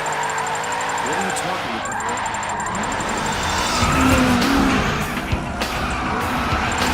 He's an incredible driver. I can't get him out of my rear view. I wish I could see this guy's driving from behind. From here, I can't even tell what kind of style it is, or if the punk is just winging it. What is it he's doing that I'm not out here? This is killing me.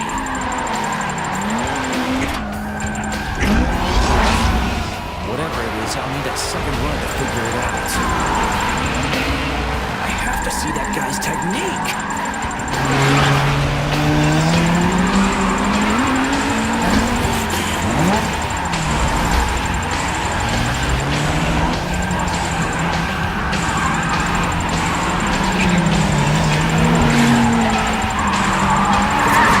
He's cutting in too early.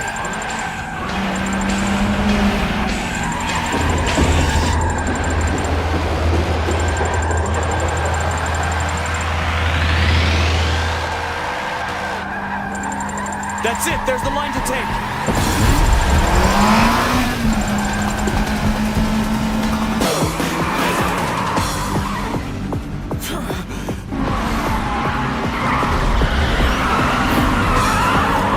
Dumbass! Open your eyes. You're about to drive straight over a lidless gutter. He just dashed in from the outside, and now he's planning on taking the inside on the next corner? No way, pal. I'm not giving you the inside that easily. All I have to do is get half of a car length ahead, and I'll have control of the inside. You're not getting the space for it!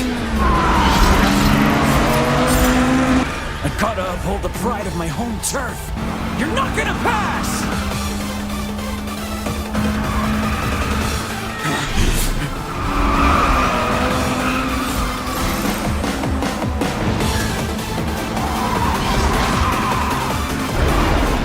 What? That's impossible! I didn't leave him any room to pass! There shouldn't be any ground where he's driving! Don't screw with me, man. How are you doing that? What the hell are you driving on?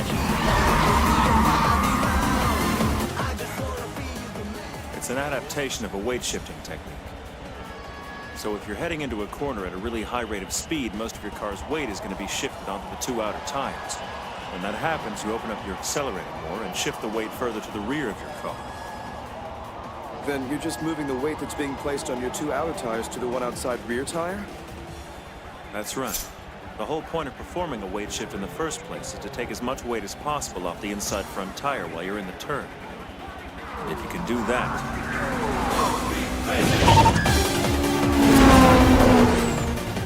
then you've found the shortcut, right over that gutter, and at maximum speed. He passed me? I gotta be losing my mind! What was that? What just happened?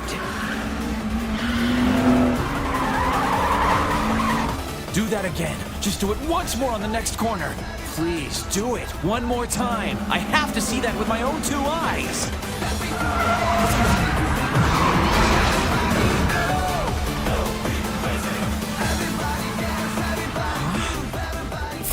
This is crap.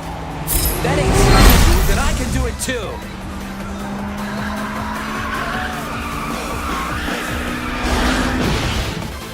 I got no feedback from my right front tire.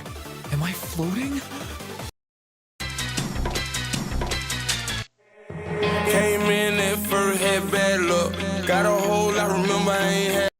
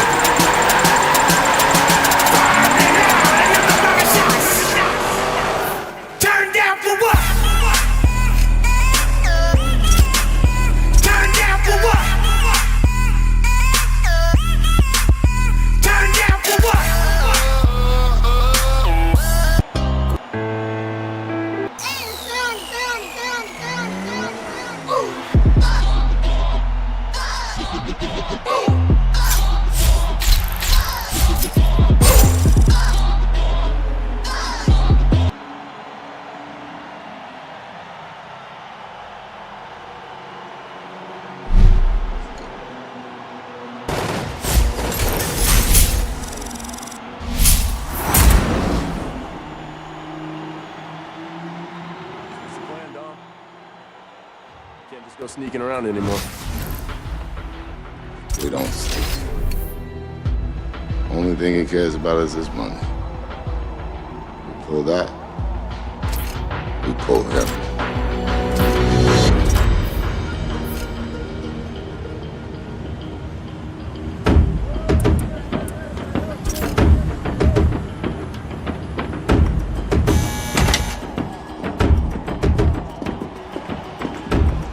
Tá vendo? Todos os policiais do esquema estão aqui. Tá tranquilo. Tô vendo.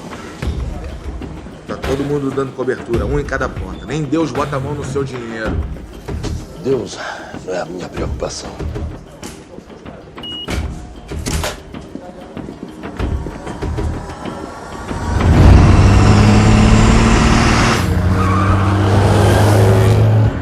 Ready?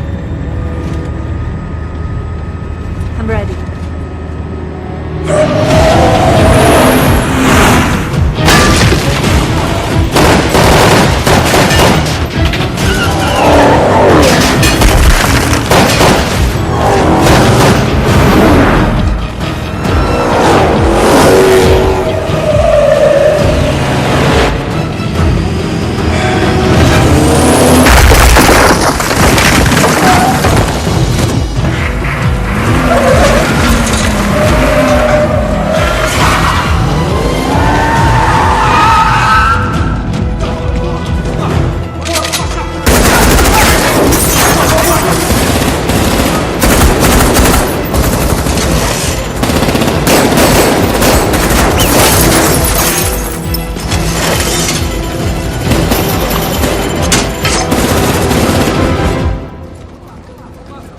O que está acontecendo?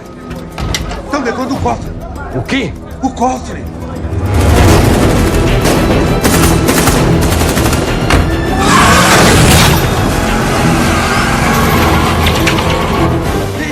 Rápido!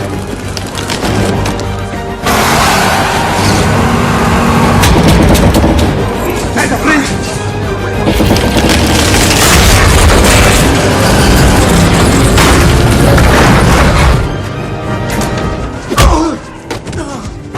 Non si muova. Ancora!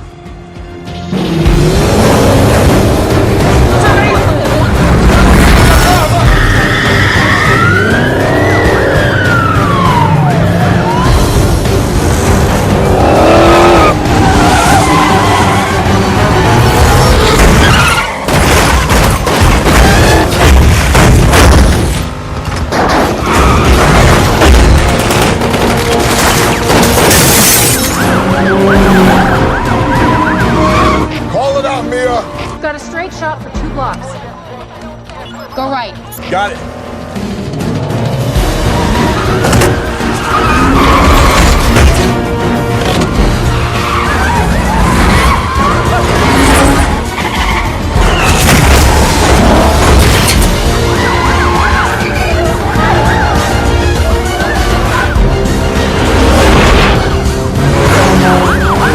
Well, the plan's working. You guys have every corrupt cop in Rio on your tail. You guys have to move fast. What's the best route? Okay, keep going straight another half mile into Rua Fonseca. And then go left. That ain't gonna work. Spikes ahead, Don. We got spikes. We're going right. Nah, it's too tight. We're not gonna fit. We got no choice now.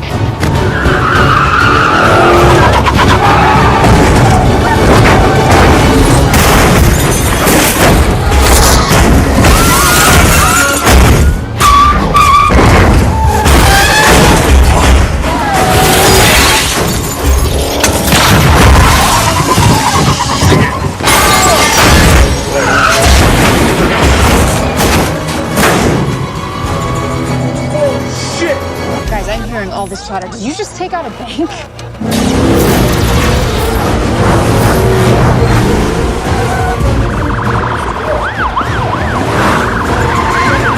Two inbound. Right, there's an alley coming up on your left. Yeah, I got it.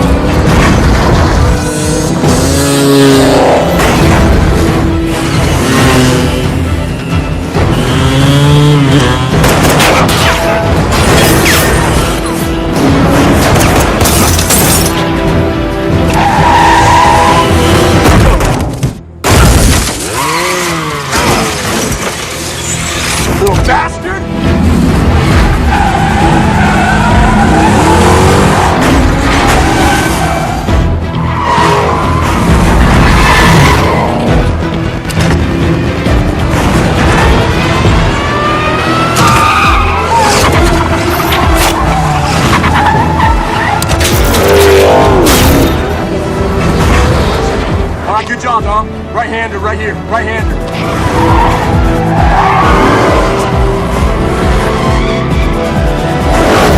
Guys, there's a big group coming at you from the south. You have to do something now. Hey, go wide.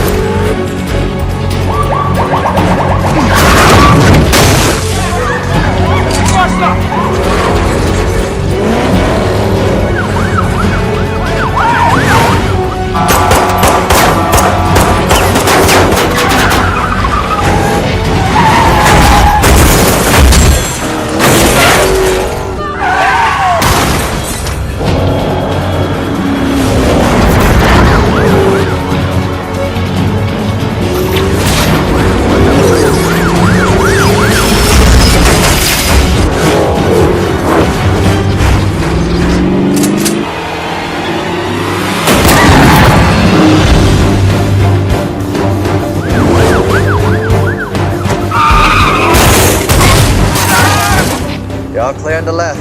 Good afternoon, officer. License and registration, please.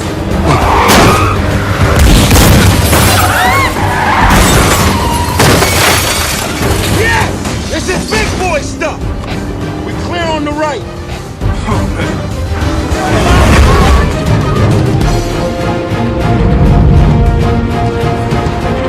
Thanks, guys. Anytime. I'll see you on the other side. You guys just carved out a 10-second window. Make it count.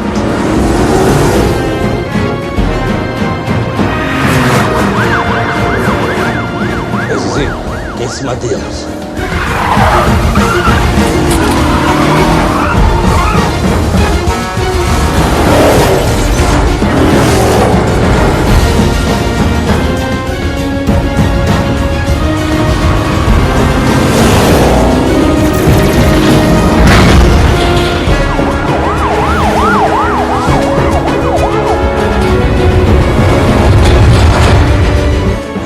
Escapar da ponte.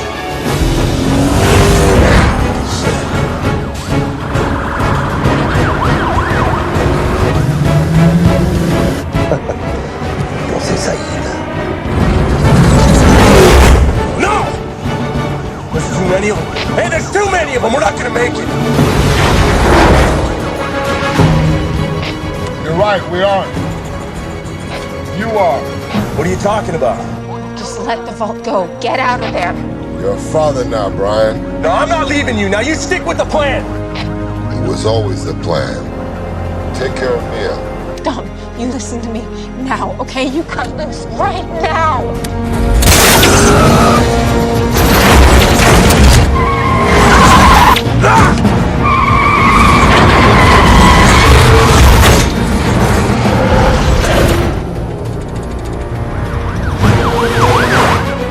Ei, o que tá acontecendo?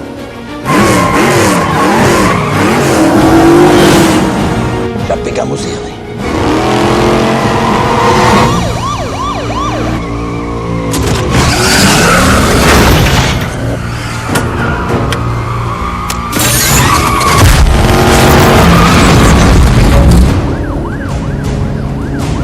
Fecha a ponte.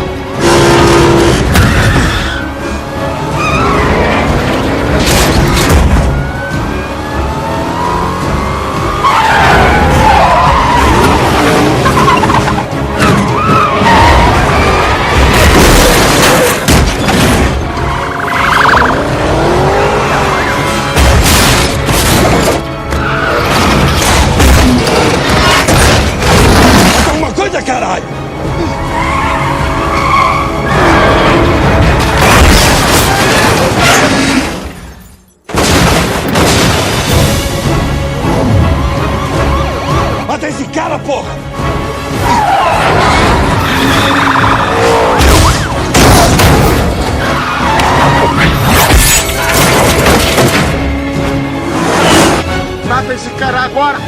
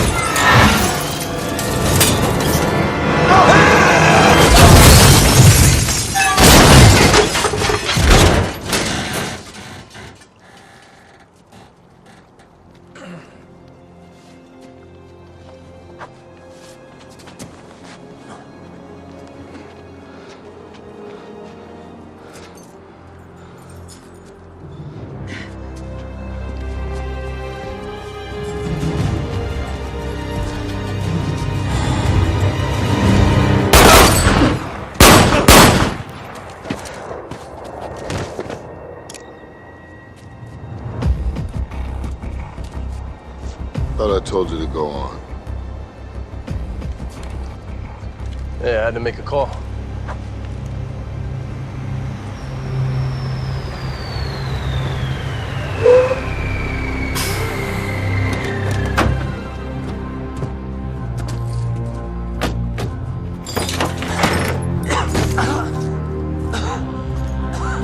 Help me. It's for my team, you son of a bitch. It's a hell of a mess. Yeah, it is. You know I can't let you two go. I ain't made that way.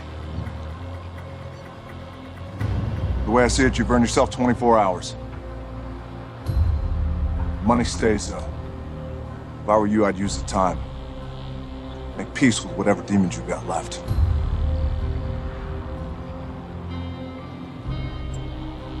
Because come tomorrow, I will find you.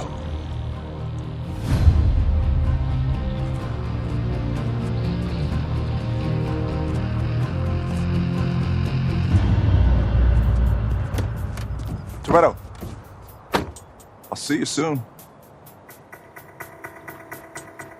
No, you won't.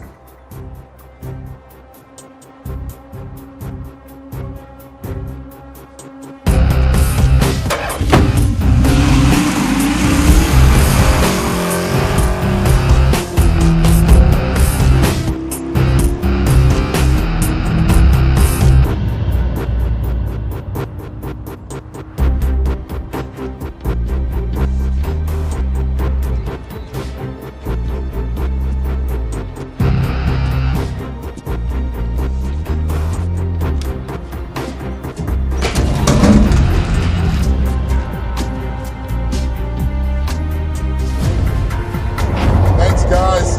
See you on the other side. You guys just called down a 10-second window. Make it count.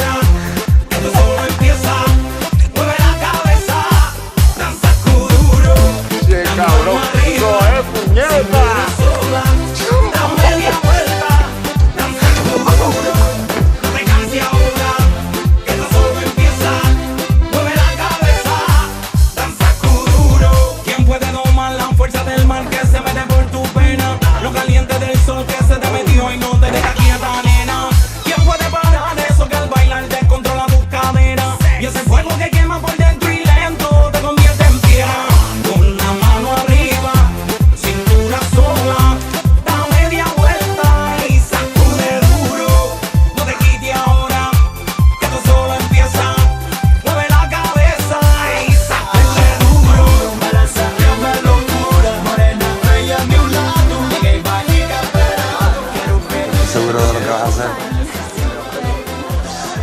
Claro que estoy seguro. Esto no es necesario. No.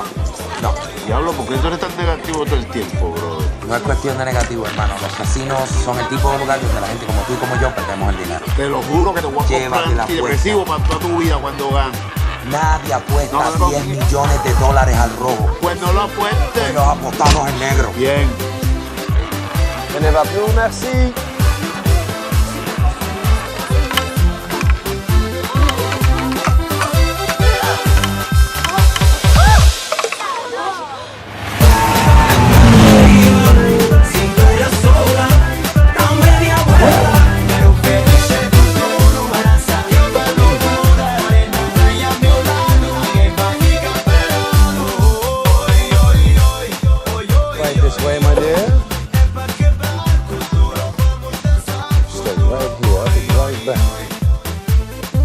This is your dream, huh?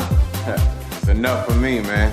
I take it that's your dream. Absolutely. What up, boy? What's going on? You good? Yes. You know what's crazy? There's only 4 of those cars in the whole world. Yeah, I got the only one in the Western Hemisphere. I made a sheikh in Abu Dhabi an offer he could not refuse. Huh. That's a nice lady you got there, too. Oh, absolutely. What's happening? Yo, we gotta go, man. Let's do this. Okay, I'll drive. In that? Come on, man. No way. No, not in this. In that.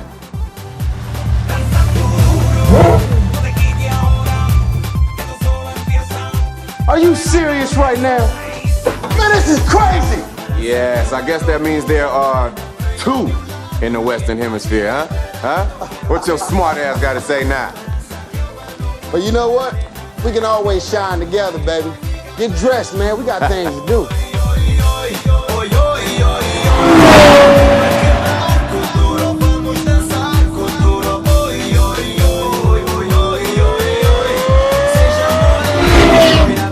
So where to now? I don't know. Never been to Madrid. I thought you wanted to go to Tokyo. We'll get there. Eventually.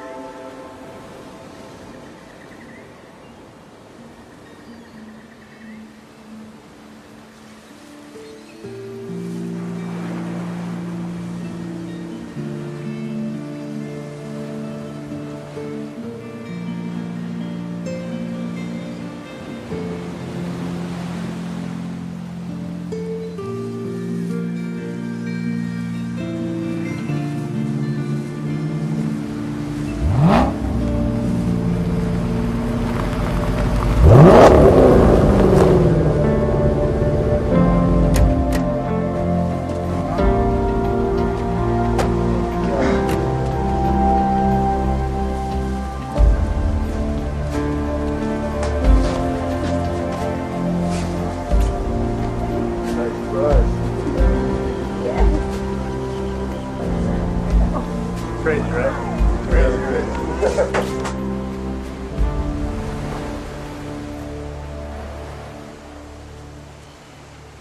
This is the happiest I've ever seen my sister.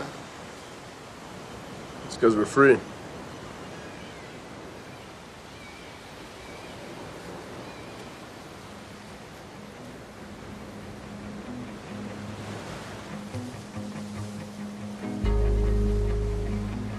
You know, I want another shot. Yeah? Yeah. No wagers, nobody else, just you and me once and for all. Huh.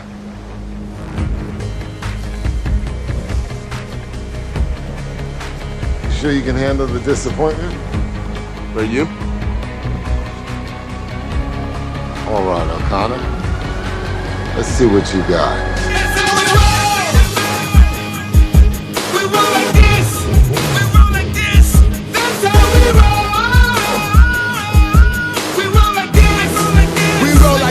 Let me talk to them. Peel out on their ass 160 read on the dash. Hand on the wheel and my feet on the gas.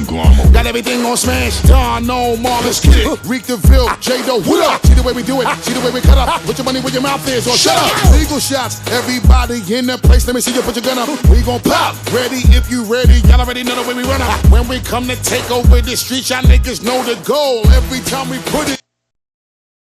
Koreatown tomorrow night.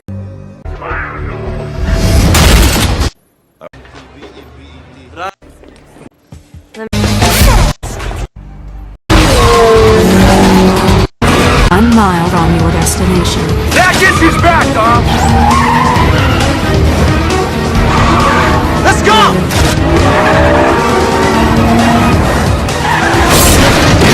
Nice shot, baby!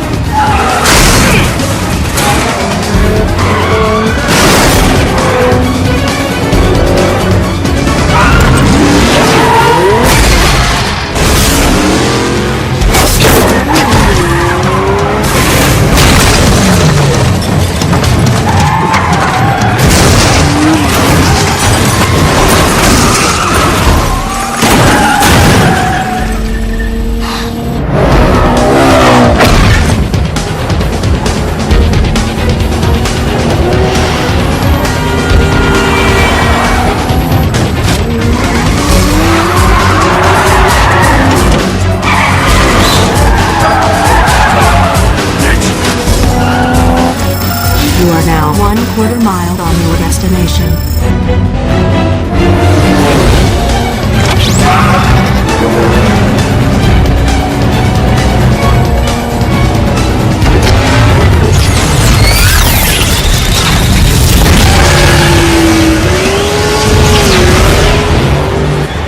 Too early, Dom.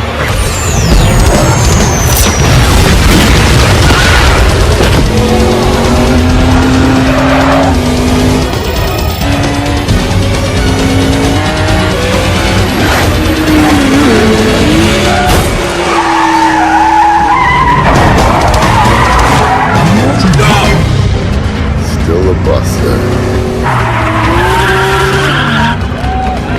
You have reached your destination. Goodbye.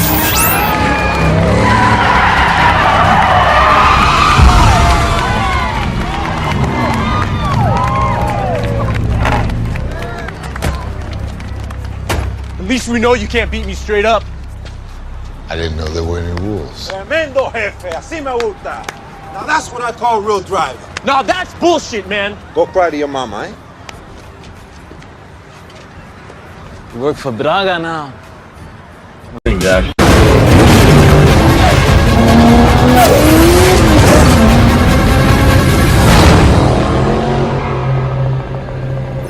Thanks, we're at north 3233 west 11649. Hand-to-hand exchange with Braga.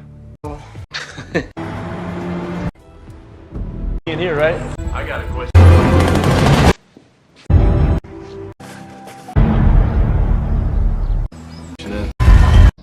You and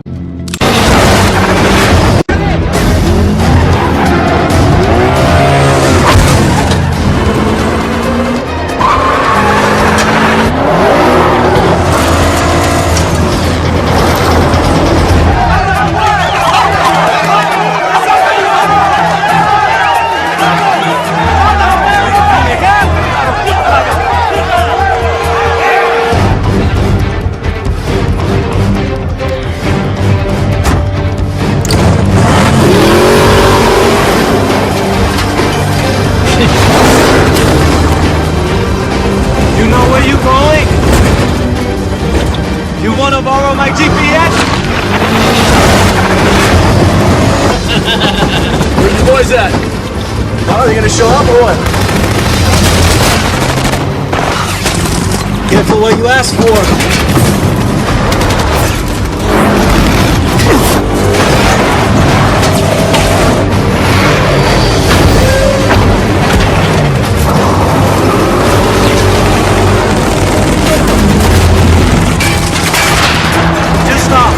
Stop the car!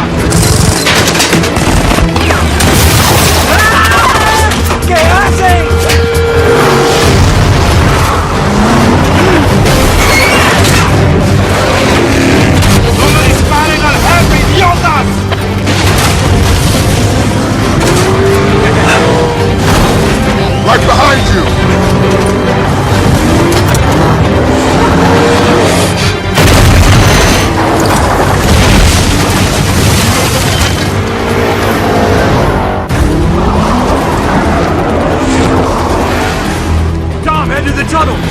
Use the tunnel!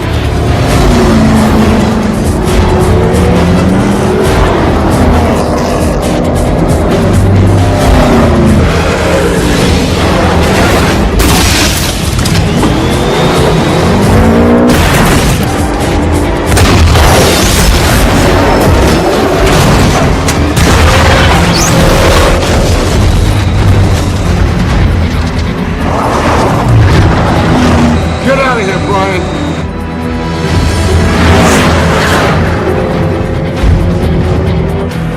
Así me gusta. You sure you know where the tunnels are? You sure? Yeah, hold on. This might hurt.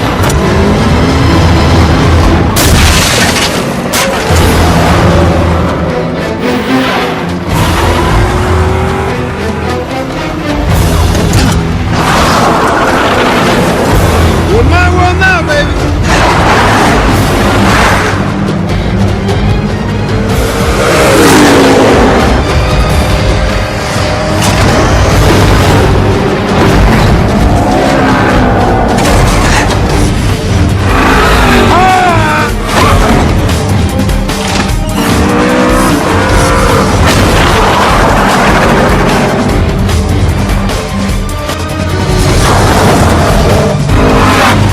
That's it, baby. End of the road. Now what? Oh, game over.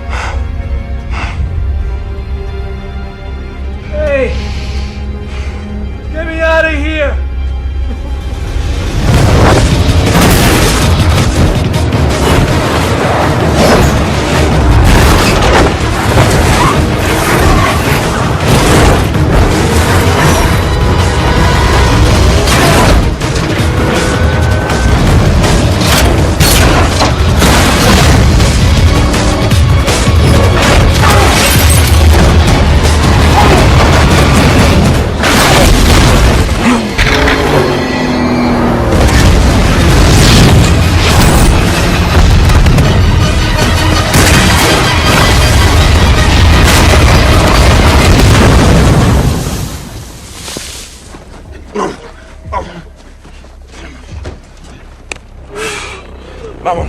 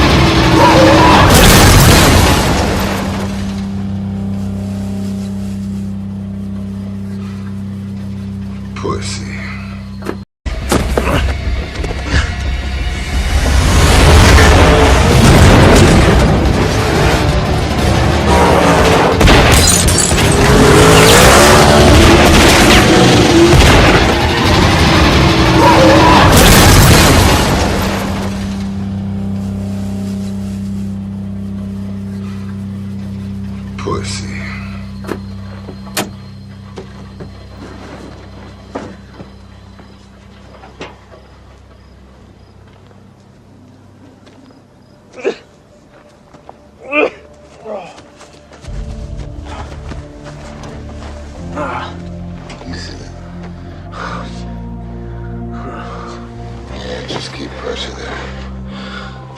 It'll be alright.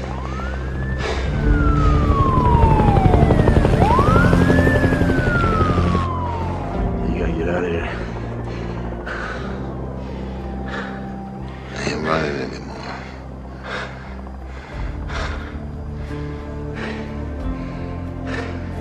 I gotta ask you something. Yeah. You know I would've won that race if you didn't cheat, right? You hit your head hard.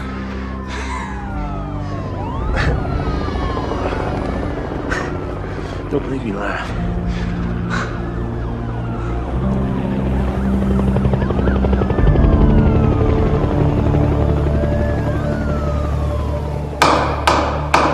All rise.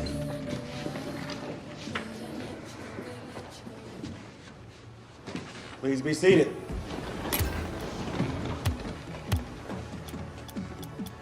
Please rise, Mr. Toretto. I've listened to the testimony and taken into special consideration Agent O'Connor's appeal of clemency on behalf of Mr. Toretto. That his actions directly resulted in the apprehension of known drug trafficker Arturo Braga. However, this judiciary finds that one right does not make up for a lifetime worth of wrongs. And as such, I find that I am forced to level the maximum sentence under California law. Dominic Toretto, you are hereby sentenced to serve 25 years to life at the Lompoc Maximum Security Prison System without the possibility of early parole. This court is adjourned.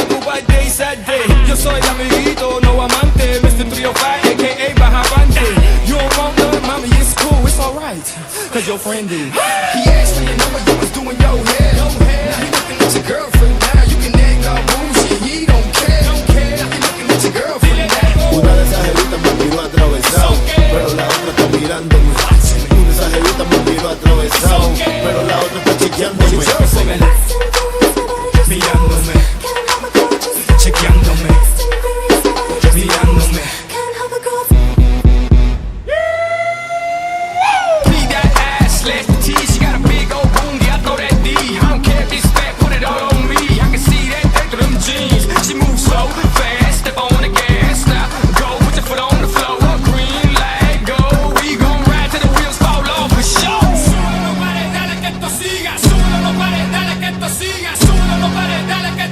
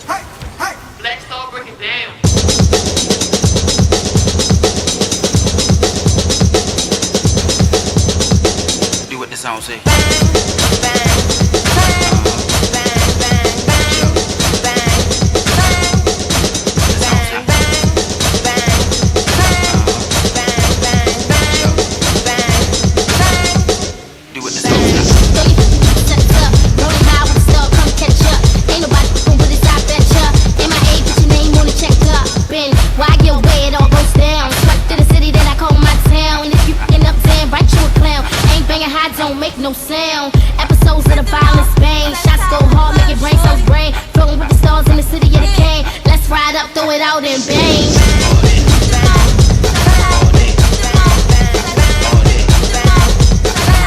Throw it out and bang. Let's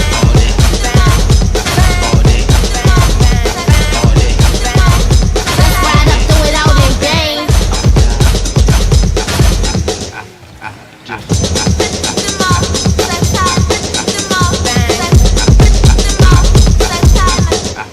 Bang.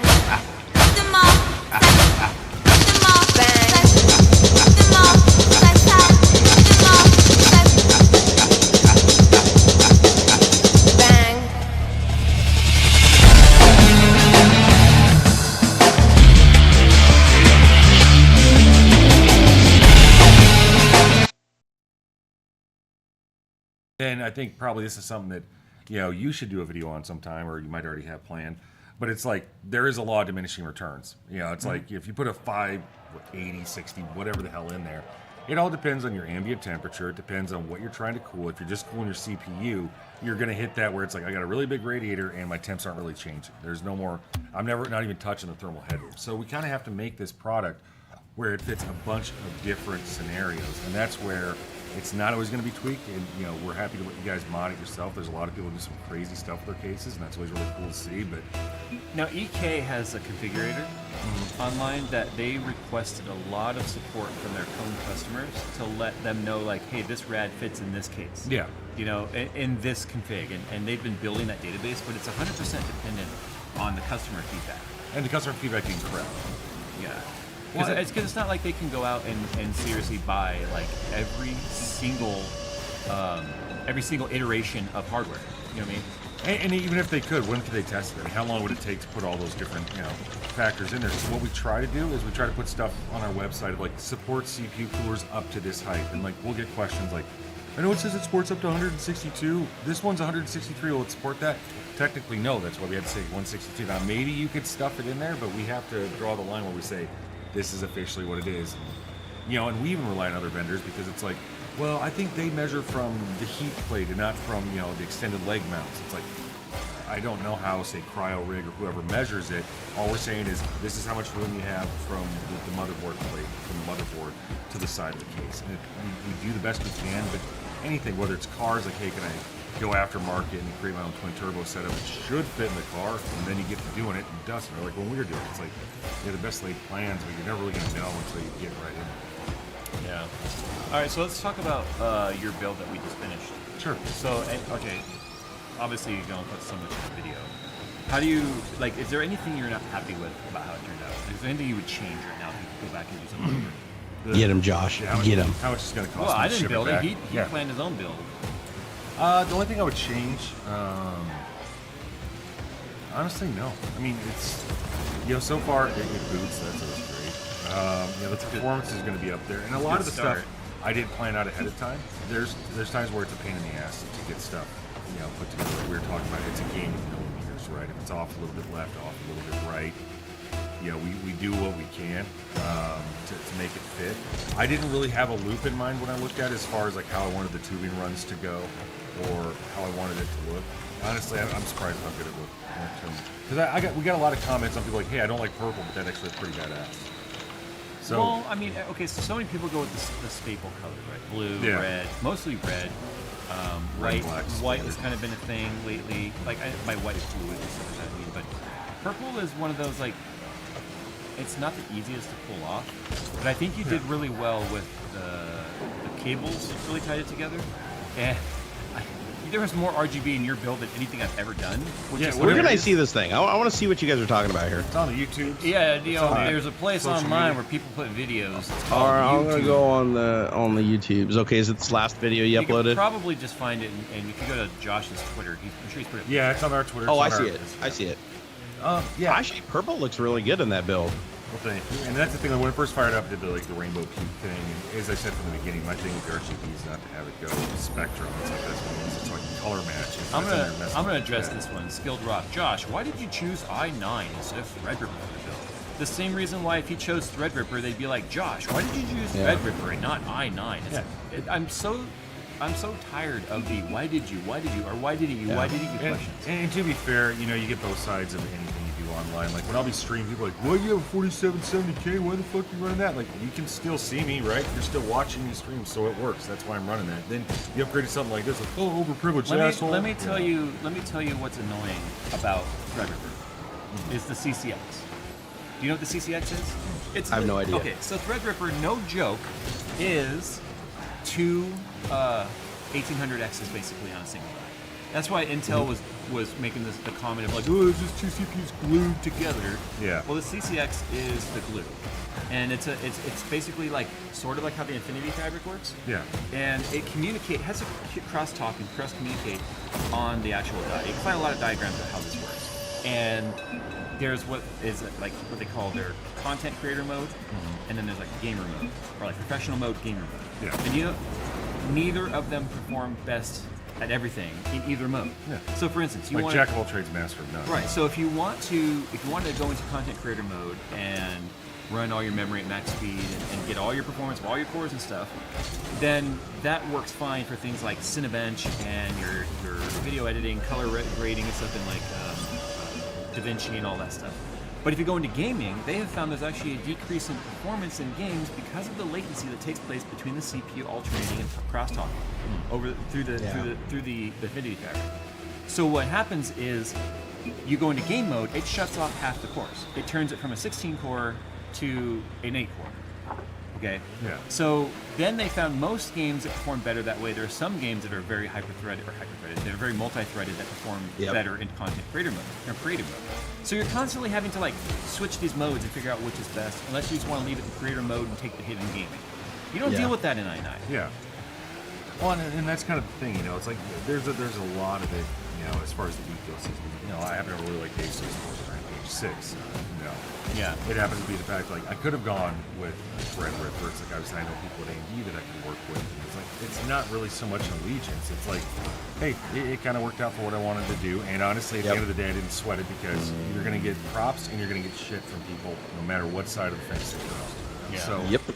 So I was like, yeah, it worked for me. I'm really happy. It's not a one-size-fits-all, though. Like, no matter what. Like, there is no scenario where you can say this is absolutely going to be faster at everything. Well, and when we were kind of come up with the build, and I was talking to Jay. Choke Guy says you can code around CCX, but he's not a coder. He's an end user. That makes no sense. And the people that make to his this argument. software probably aren't doing that also. That's the other thing you got to take into consideration. Well, and that's one of the things that, like, I talked about in the video was like, you know, this is largely, it's a work rig and also a gaming rig. It's going to be kind of a catch-all, but the big thing is like, yeah, I work on average 16 hours a day, you know. So if I'm down for 4 hours, that really kind of screwed me. So it's like, I'm also not going to overclock the crap out of it. That's what. So is Jay saying AMD is subpar? Did I say that? Did I say AMD is subpar? He said what he doesn't like about CCX. Well, I said CCX for a dual-purpose machine like this is kind of annoying. If you spent that kind of money and you bought your processor that was not a sponsored part, if you are spending the money on that and you are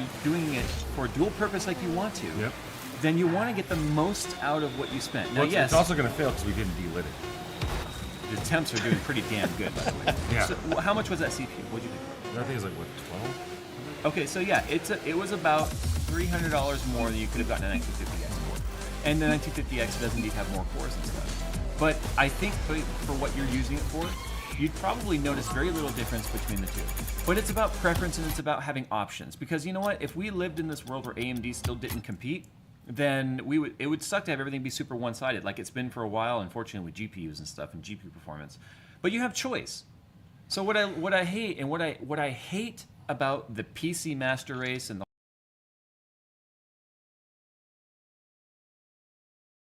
whole PC crowd is this divide of like, no, you've got to use AMD or you've got to use Intel or whatever, or you suck or your system sucks, and that is the stupidest mentality. I am ashamed of the people who think that way in this community because they make the whole community look bad by doing that shit. What bothers me is, you know, I hear a lot of the PC Master Race, and personally, I don't consider myself a part of the PC Master Race or whatever. I'm not crapping on the people that do. You know, in my mind, what really bothers me is when someone tries to join a community, right? Like, you know, someone makes the leap and is going to build their first system. They go into a forum and then people shit all over them for like what they chose. And it's like, you think that really makes people want to be a part of something? Like, hey, I picked this and this is what I could afford, and maybe I'm going to upgrade this in 6 months, but I got the video card I could use right now.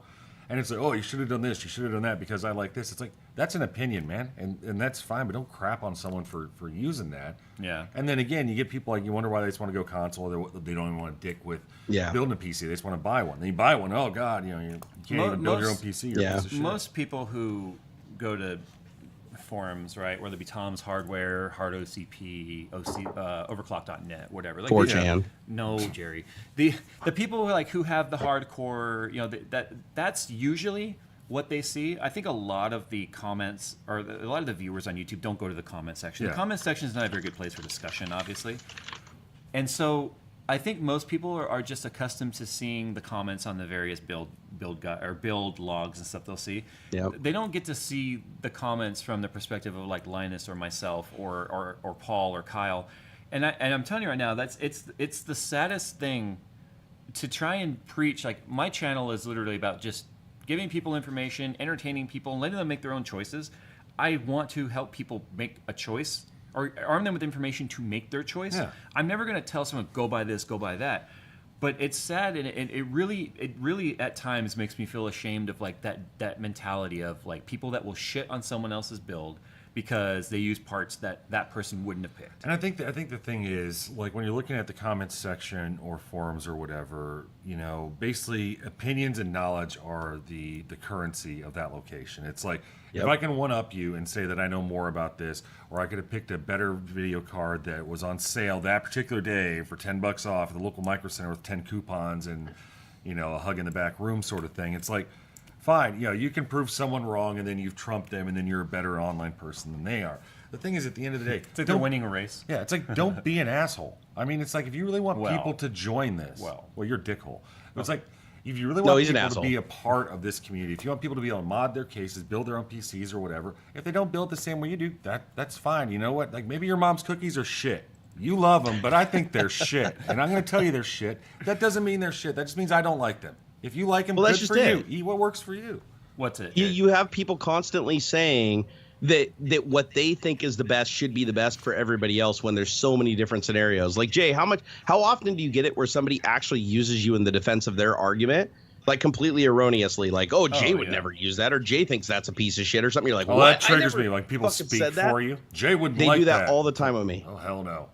And I've had somebody do that with 3D printers before. They're like, oh, yeah, Jerry only uses Ultimaker because they're like the best printer ever. No, I only use Ultimaker because they fucking sent me my first printer and I have like 9 of their printers. So just by default, I use their shit. It doesn't mean that it's bad, but it doesn't mean I'm saying it's the only good thing on planet Earth. Not by a long shot. Do you know how boring it would be if every hobby you had no choice? Like, if you want to race a car, everyone races the same car. Now, okay, yes, that exists in leagues to keep things fair, but like you can still opt into that. Yeah, if everyone had, it'd be like that movie Equilibrium, like where everybody's just taking medication and all agrees on the same thing and the same doctrine. You just wake up and go through the same moves and drive the same cars and do the same jobs. You know what? Though, I'm totally gonna devil's advocate my own statement though. Do it. Think about how good gaming would be though if we all had the same CPU and all the same GPUs and stuff, because then they could. It would be fair for a change. So you mean like a console? Okay, yeah. That's basically what it would be. Console gaming isn't fair now. Like, everybody's got like now Xbox One versus Xbox One X. How the fuck is that fair? One's got like double the frame rate, better graphics, 4K versus 1080p. It's kind of like saying one of your cousins is hotter than the other one. Like, that doesn't even matter. And that's easy, gross. Josh. Easy. One of them clearly is hotter than the other one. I'm just going to go on record and say that. His name is Fred. Yeah. Someone keeps asking, is there going to be a new Define S? I'll go ahead and answer all those questions for you right now. Unfortunately, I cannot talk about products that may or may not be in development. So if it's, is this new thing going to come out? I don't know. If I didn't know, I couldn't tell you until it came out. But The- if you want to the- see something, go to our website, contact us, product suggestions, let us know. I, on the other hand, could talk all I want. So, no, the Go for it. I was waiting for that. No one's going to listen.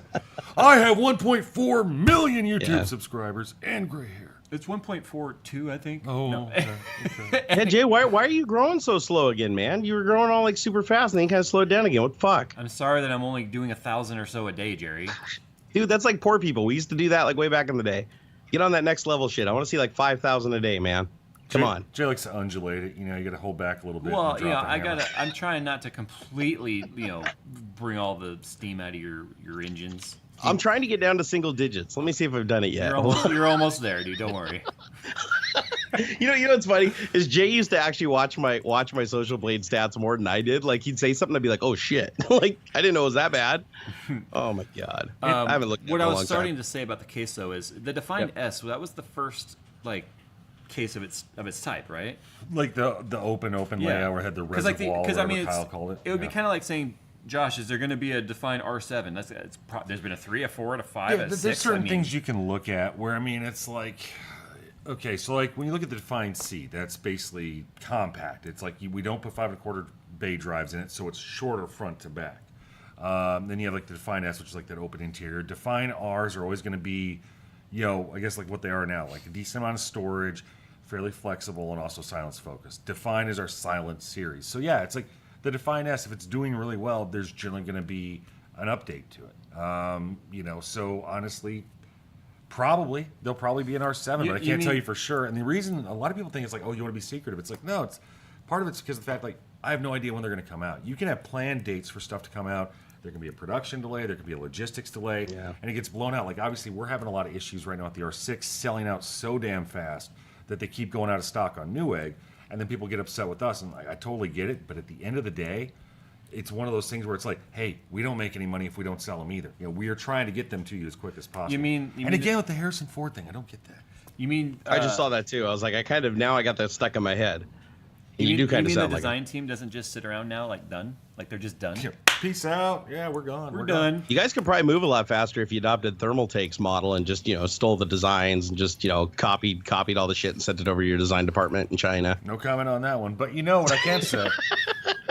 What I can say is like things are always evolutional. It's not necessarily okay. The R6 comes out now. Let's start working on the R7. Like a lot of that stuff runs in parallel because maybe there's features that you want to put on a version of a case or any product, phone, whatever.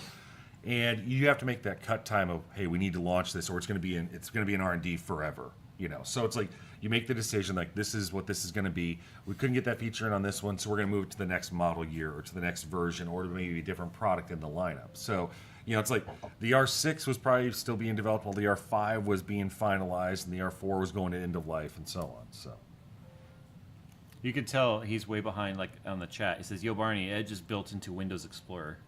Whoa. He must be watching like the recording. We're not even done. He's watching via fax machine.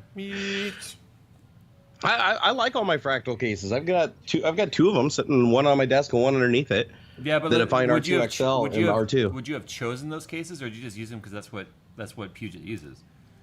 That's a good question, actually. If I could choose them and money was no object, Case Labs.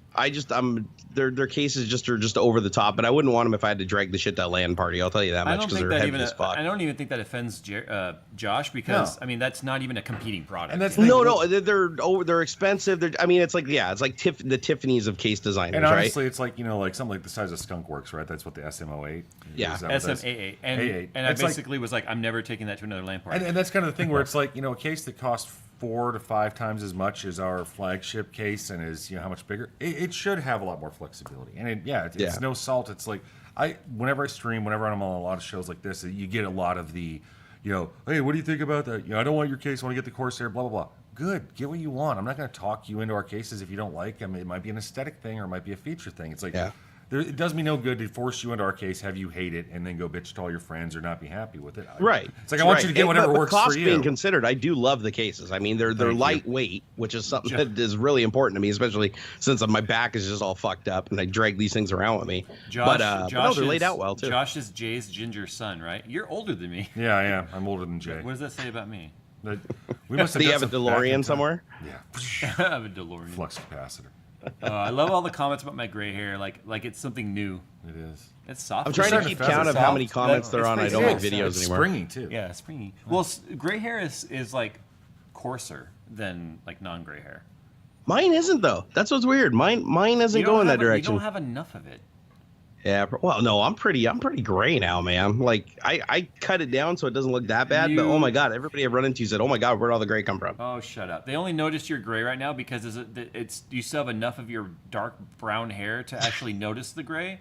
See, it's a contrast now thing. when I see a brown hair, I'm like, whoa, how are you still here? They see your hair gets a little dark and Jay, you need to wash your hair. That's nasty, man. You need to get rid of Yeah, that. it's funny, but my doctor tried to give me the upsides of having low testosterone. She's like, well, on the plus side, you age a lot slower and you never lose your hair. I was like, was Jay a ginger? No, my natural hair color was very like medium brown, like kind of a golden brown.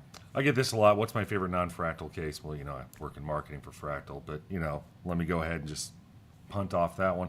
I like a lot of the K-Slab stuff. I mean, honestly, it's like, but at the same point in time, if it comes down to me, if everyone thinks I'm made out of money and stuff. It's like I rent these cars. You know what one of my favorite cases is? Well, it's based off Silverstone, but the murder box. Okay, yeah, like the MD whatever. Yeah, because it's a total custom. Like they do the thing where they remove the shroud from the fans, and the fan hub is just sitting on the top. Yeah, but it's the whole case that they sell is a case mod. So they start with the Silverstone. Yeah. Was it? That's FJ, also like what, FJO, like a $1,500, $2,000 case. I think it's like $1,250. Yeah, so it's really expensive. I like simple cases. I don't like the cases that are all mega blinged up and shit right out of the box. It's like, done I know really some people sleek. love those, Jerry, look up murder box. And It's done like really sleek. If I type murder box in with no filter, am I going to see like headless porn videos? Look up murder box case then. There we go. Fractual rock. Like it's super sleek. Oh, okay. No, I like that. That's actually really clean. I like the rounded edges too. Yeah. And okay, that's a cool case. I've never seen that before. It's kind of based on like the Silverstone TJ07. It is a TJ07. That's what it starts as. That's a really cool looking Will the case. website be translated to other languages like German? It should already be. So go to our website, check the top. There should be like the flags that you can pick on for like Chinese and Japanese and other languages. I think German should be there. Hey guys, which cryptocurrency do you think will explode next? Does that mean explode as in fail or explode as in blow up? Oh, Jerry, obviously go up. Jerry, maybe you can talk about this. I heard rumors that there's apparently an ASIC being developed for Ethereum. Have you heard this? I have. I have. I don't know how far along they are on it, but that would be a huge boon for the GPU market going back to gamers. But I thought Ethereum was specifically programmed to not work with an ASIC. No. So here's it would have to be a hybrid ASIC. It wouldn't be a true ASIC. The ASIC would just be responsible for the actual mathematical calculation. It would still need a shitload of DDR4 or DDR5 memory. And that's where it gets tricky because you need the memory. The Ethereum is all about looking shit up very, very quickly. Mm-hmm. So memory is kind of the stopping point. Memory happens to be one of the most expensive components of the GPU manufacturing right now. So once they can build the ASIC, that'll be the cheap part. The ASIC that just does the mathematical calculation is going to be. But think of it like normally you'd have the GPU running the code to figure out the math. Well, the ASIC is just think of it like a hardwired, one purpose only, instantaneous mathematical calculator that just runs one algorithm. That's all it would do. Now, the reason it'd be hybrid is because the other side of that ASIC would be a huge bank of memory and a controller and a smaller computer that would be responsible for looking the shit up and putting it into the right registers for the ASIC to basically run through and do the math. Right. So it's going to be a lot more expensive because of the amount of memory and the speed of memory that you're needing. Because it's not just the speed of the memory; it's the quantity. That's why the 1060 6 gigabyte card just decimates the 4 gigabyte version. So it's I think there's still a couple things that need to happen before that becomes mainstream. Plus, the other thing you have to factor in is even if they do build this ASIC, they're going to be selling it for whatever the current profitability of the currency is to the mainstream market, and then everybody in China that's running the big mines is basically going to get them wholesale, so they can corner the market. Same thing happened with Bitcoin when ASICs came out on the market. So Ruben, it'll be a while. So Ruben in Super Chat says, how come we don't see more cases come with USB Type-C ports? Cost. Yeah, the cost of the actual module itself is not cheap. But here's my take on this. Other than USB Type-C, like storage devices and stuff, peripherals are not going to USB Type-C because of, again, cost.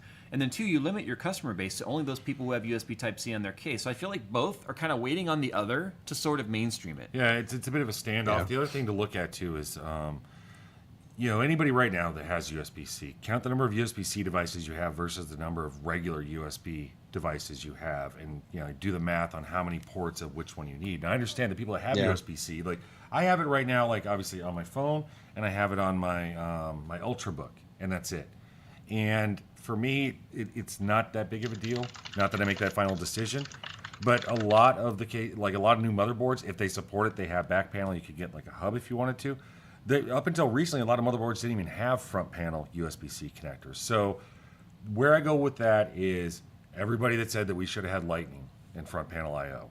It's like, where would we be now if we just ramped up a bunch of those? So it's not a never thing. We are offering it, obviously. It's an upgrade kit for the R6 that is coming.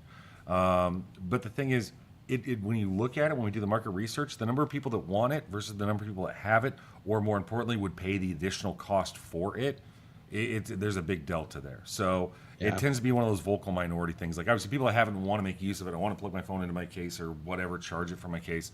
It just boils down to the market is still 80%. We still get crap because some of our cases are USB 3.0 only. We've had 2.0 and 3.0. And some people bitch that it's not just all 3.0 and USB-C. Other people are like, how come I have to have two USB 3.0 ports and they can't just all be backwards compatible to USB 2.0 because my motherboard's old?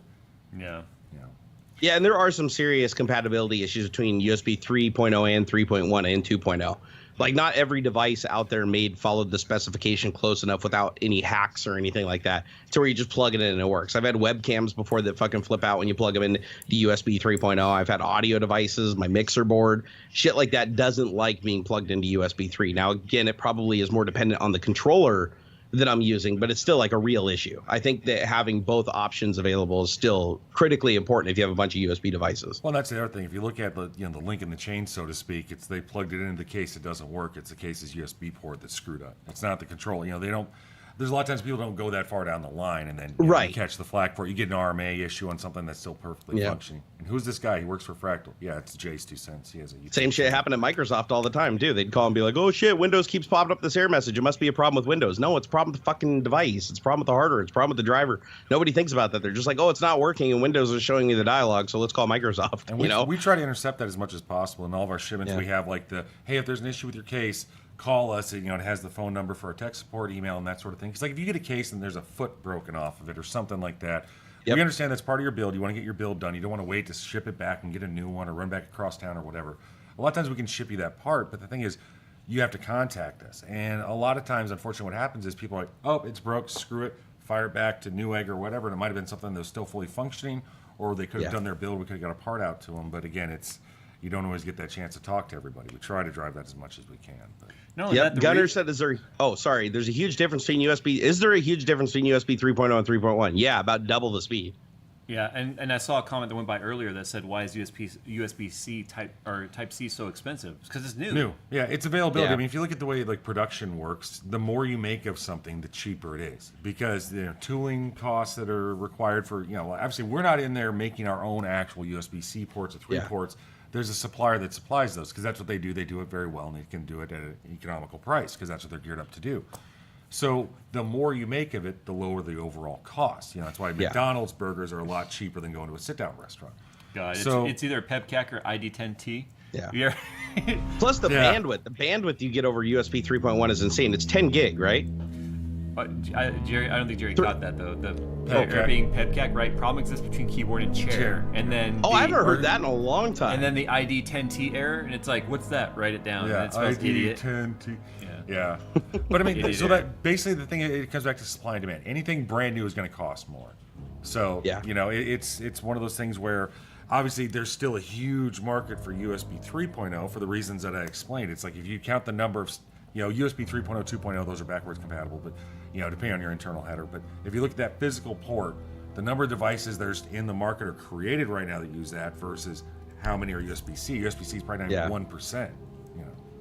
Plus, there's other perks there too, because USB, I think it's USB 3.0. It's not just 3.1, but I believe it's bidirectional power, if I'm not mistaken, too, where you can actually pull power from a device like a cell phone, not just send power to it. It's not one direction. I honestly don't know. I'm not that up to speed on it. Because I know on my new Razer phone that I got, and somebody confirmed that this happens on just about all the new USB-C type Android phones, is you can basically, when you connect the USB device to it, say I connect the USB-C cable between the phone and another device, I can literally select whether I want it to be a power source for the other device, or whether I want it to be a data connection between the first device So and you the have second your device. phone and like an Ultrabook, you can have the Ultrabook charge the phone, or the phone charge the Ultrabook. Exactly. So I mean, it's got some really, really cool features that don't exist in the previous generations of USB. Plus, does anybody have to pay licensing, or is it an open technology?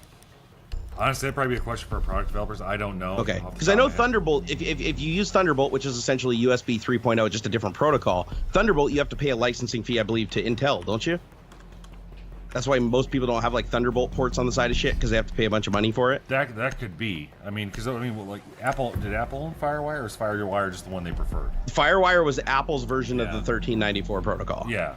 So it's kind of like that was their marketing brand version of it. So I think it's the same thing. Like, this is a 1394 port. You mean FireWire? No, we didn't really pay for the. Yeah, except for in their case, it was the exact same protocol. They literally just locked down the name so nobody else could use it. Just like Centrino. It's like, well, it's Wi-Fi. Yeah, well, exactly. it's a certain controller in Wi-Fi. I saw someone asked about they want to get into like the hardware market. It's really like any market. I mean, this is going to sound like a dick thing to say, but it's like go to school, get your degree, and just start applying at places in the industry. I mean, as far as I know, there's not really a trick to getting into tech. I mean, it's kind of like Jay, like you kind of got into tech in the sense that you're already working in tech. Your YouTube channel's in tech because that's what you focus on. So it's kind of the same sort of thing. It's, apply at places, I guess, if you're looking for from the currency located a bomb. Plan your defenses accordingly. If you're in the U.S., it's like get comfortable. Loading new mag. If you're in hardware, basically the Silicon Valley for the hardware side of things for most of us is right around L.A. City of Industry, places like that. That's where a lot of the vendors are at. Also up around. And if they're not down here, they're up in the Bay Area. Fremont, exactly. So if it's something like that, you gotta be flexible there. The other thing is, it really just depends on what you want to do. Events, somebody. But I mean, some of these companies are so large that, hey, I know a guy at Intel. There's tens of thousands to choose from. That's not actually going to be an end, but it's kind of like anything else. Like, how do you get into HR in industry? You start applying in the industry. Yeah, hardware requires a lot more startup capital though to mobilize something, because you basically have to design something, tool it up, put it through iterations. I mean, you guys probably do the same thing, but you probably do a lot of it in house now. But still, it's a lot more money than a service. I think what a lot of people don't understand too is current.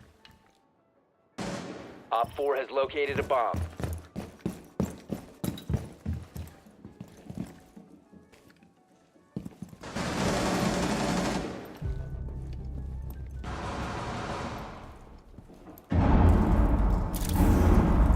Enemy is about to scan the area.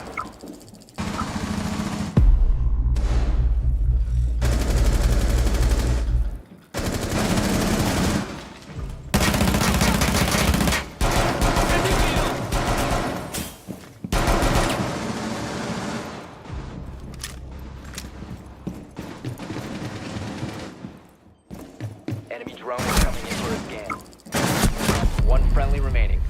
Current hardware is based entirely off licensing somebody else's product. For instance, all EVGA, MSI, Gigabyte, Zotac, every single GPU manufacturer out there is based their entire business off NVIDIA or AMD. One op if 4 they remaining. do both and haven't signed up for GPP yet or whatever. But it's one of those things where it's like, okay, now you're having to pay royalty and or cost of units you have to buy from NVIDIA to run your business.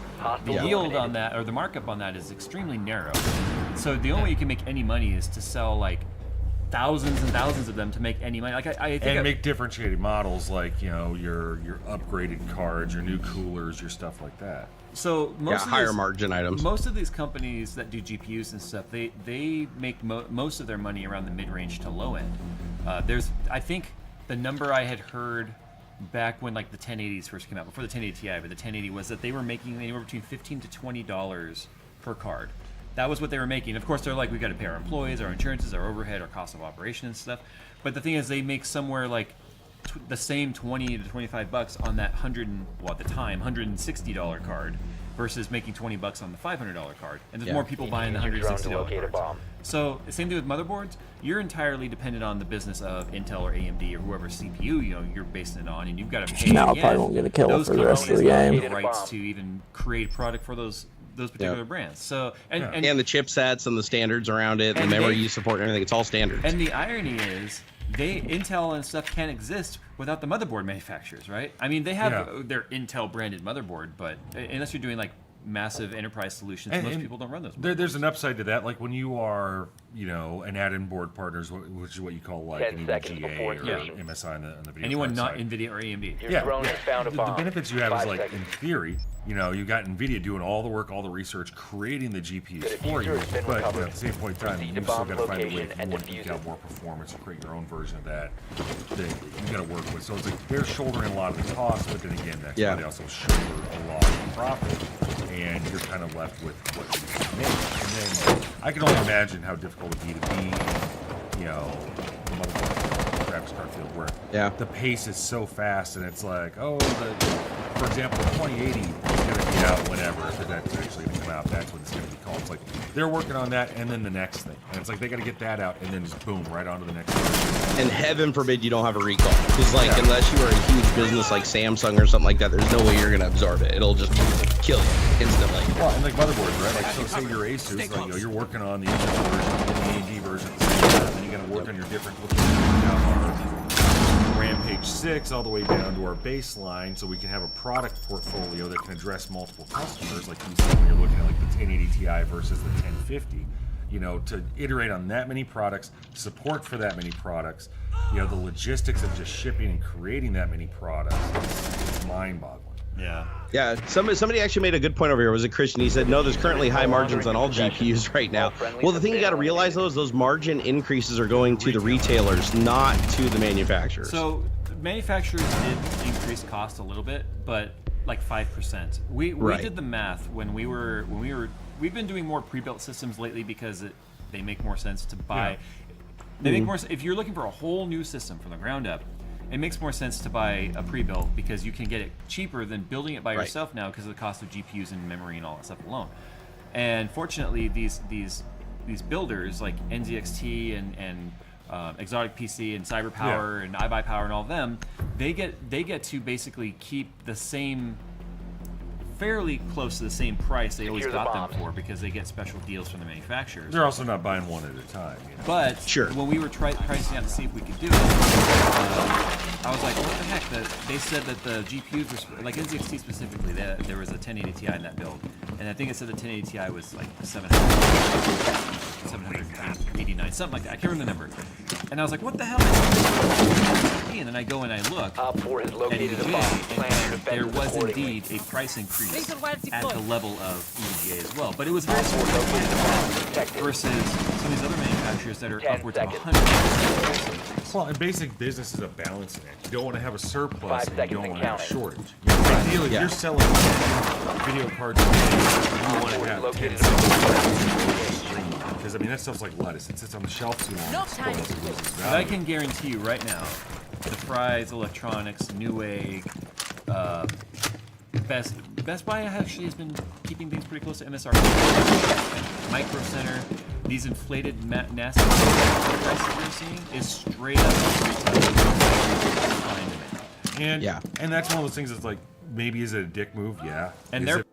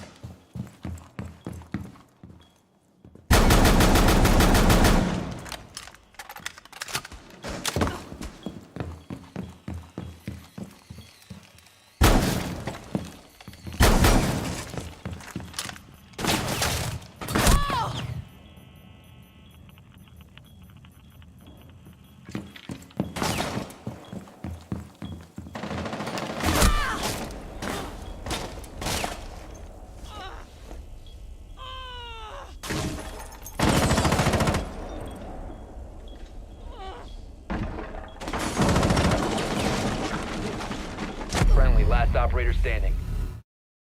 And they're pocketing the money, and of course, NVIDIA and AMD and EVGA and Gigabyte and all of them are taking the rap for it.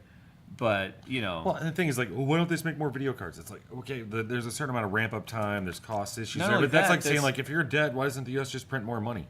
Memory. That's what I was just gonna say. We Yeah. have been in a worldwide memory shortage for 2 years. 2 years.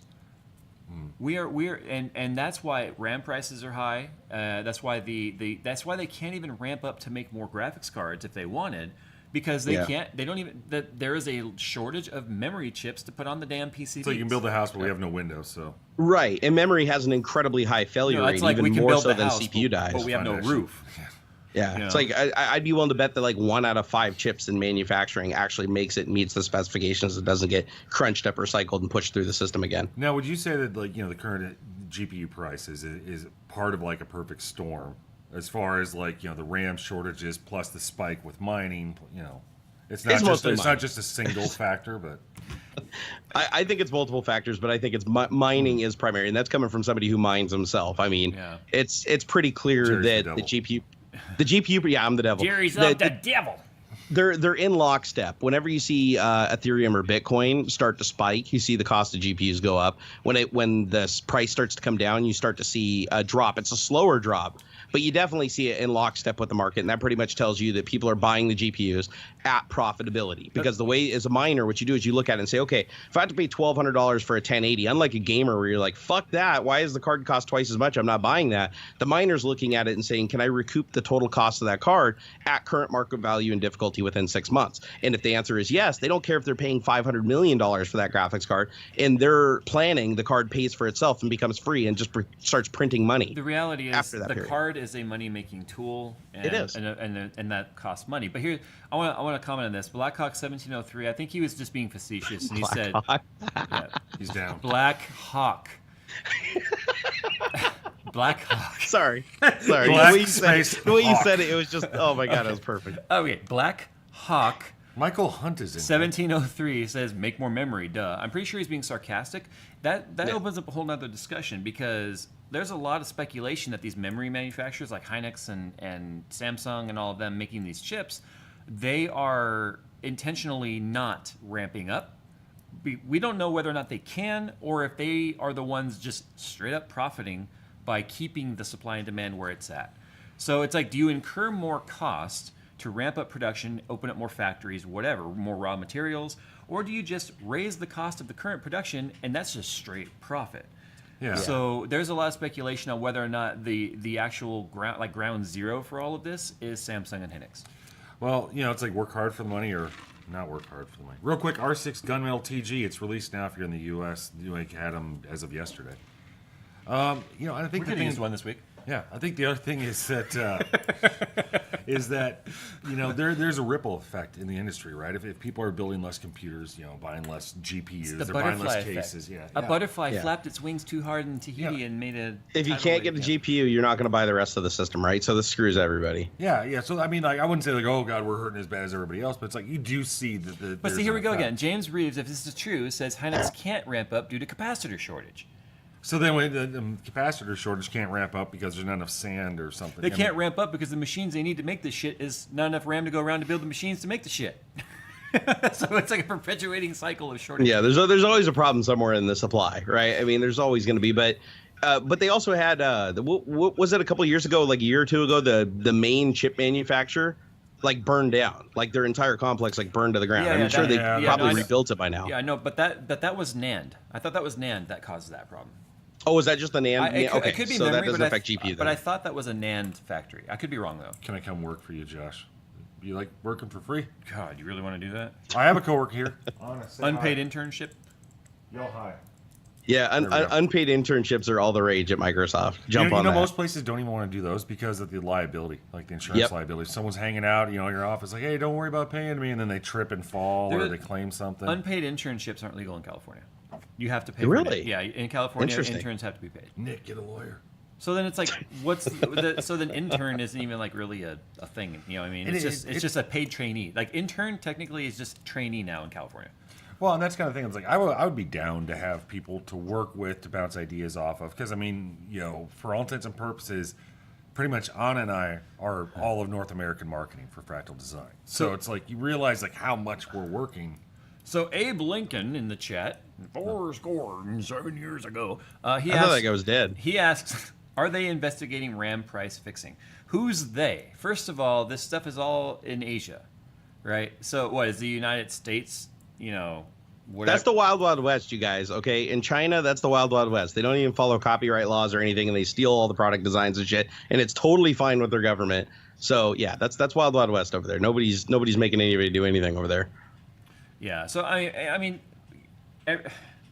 the shortages can all be pinpointed to various things, but it's the increase in smart technology that's in everything now. Cars, obviously mining, smartphones, shit, your TVs, your DVD players, everything is smart now. It has microprocessors and memory and stuff in it. And this is what one of the manufacturers was telling me. And it's just the things using tech now and smart tech, like they're intelligent tech.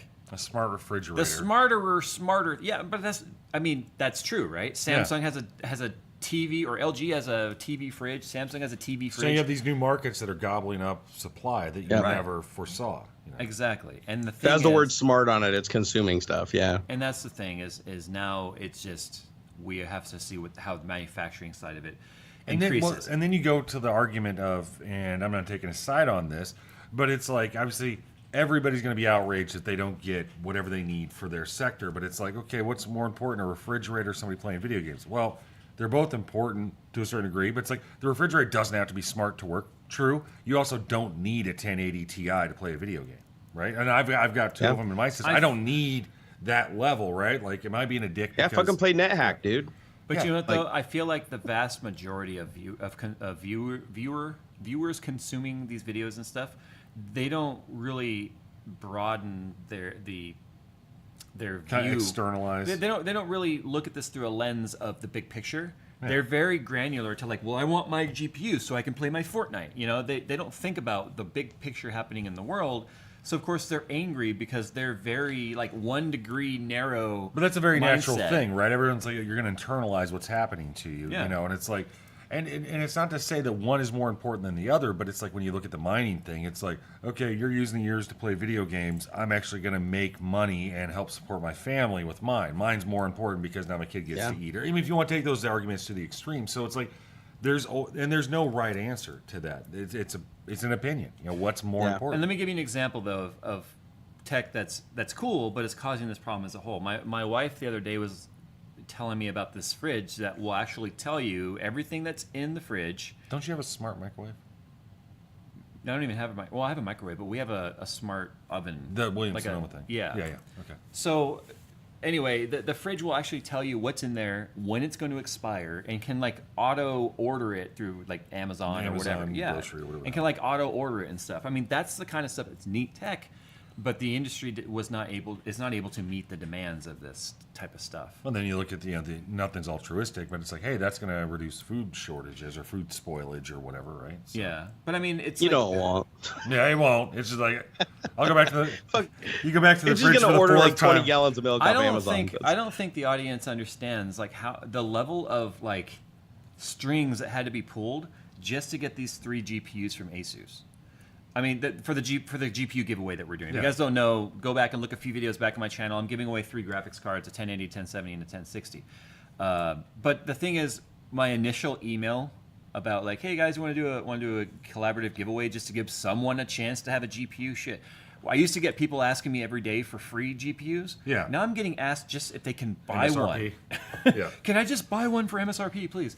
Yeah. So the what the very first email response I got was. And it was actually Brian that reached out, right? Brian, who does all the brand management and stuff here. Okay. Brian had reached out, and the initial response was, "We're fairly certain Jay has more GPUs than us right now." Let me look through the. Yeah, I could agree. 1, 2, 17, 12, 11, 4. Yeah.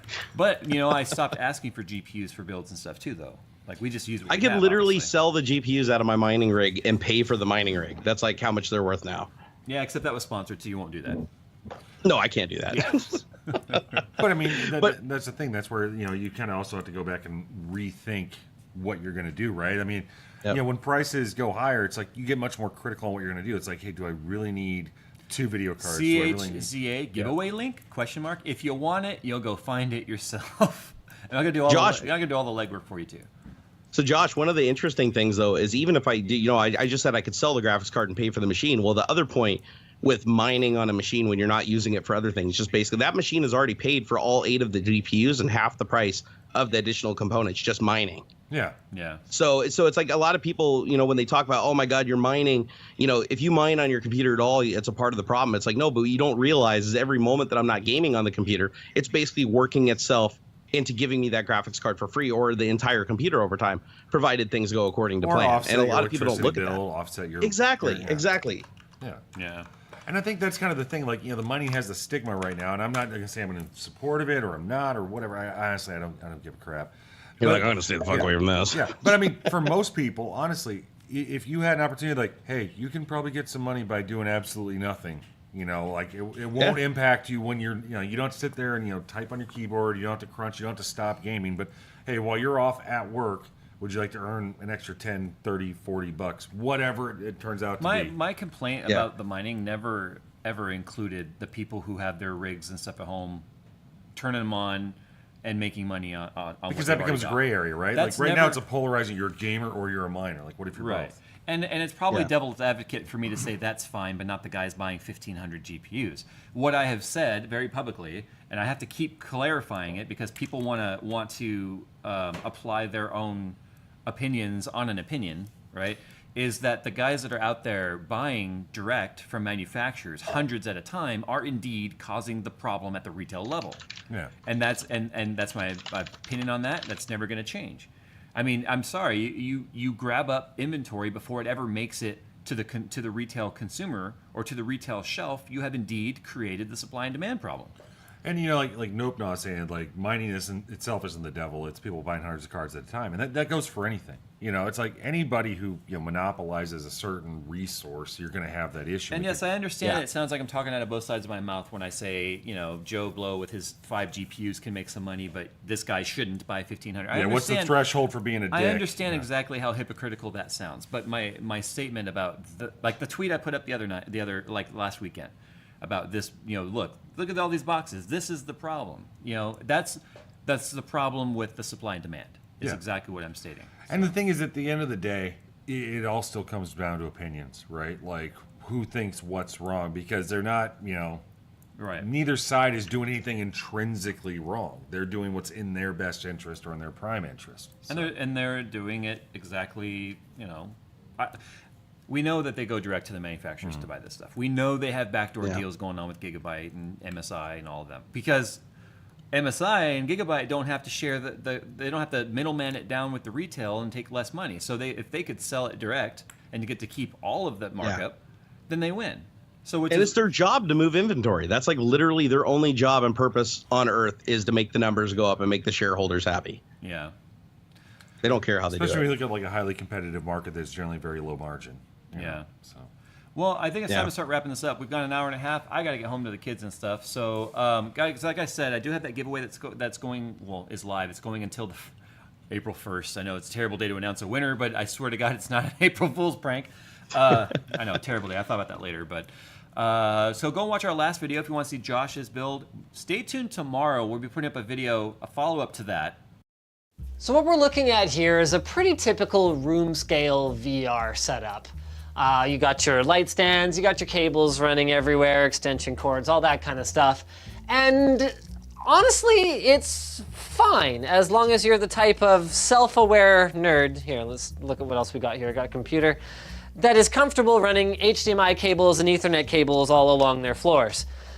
But let's say your girlfriend comes over, or your grandma, or you want to have company over. The first thing they're going to say is, what is all this junk?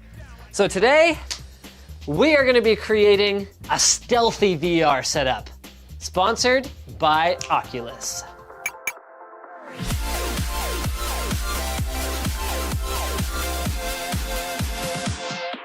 So step one for getting a VR setup less intrusive looking is getting rid of the support pillars, which usually means getting your cameras mounted on either the top part of the wall or a ceiling, where they'll look kind of like, you know, a security camera or a piece of tape or nothing, and they'll draw less attention.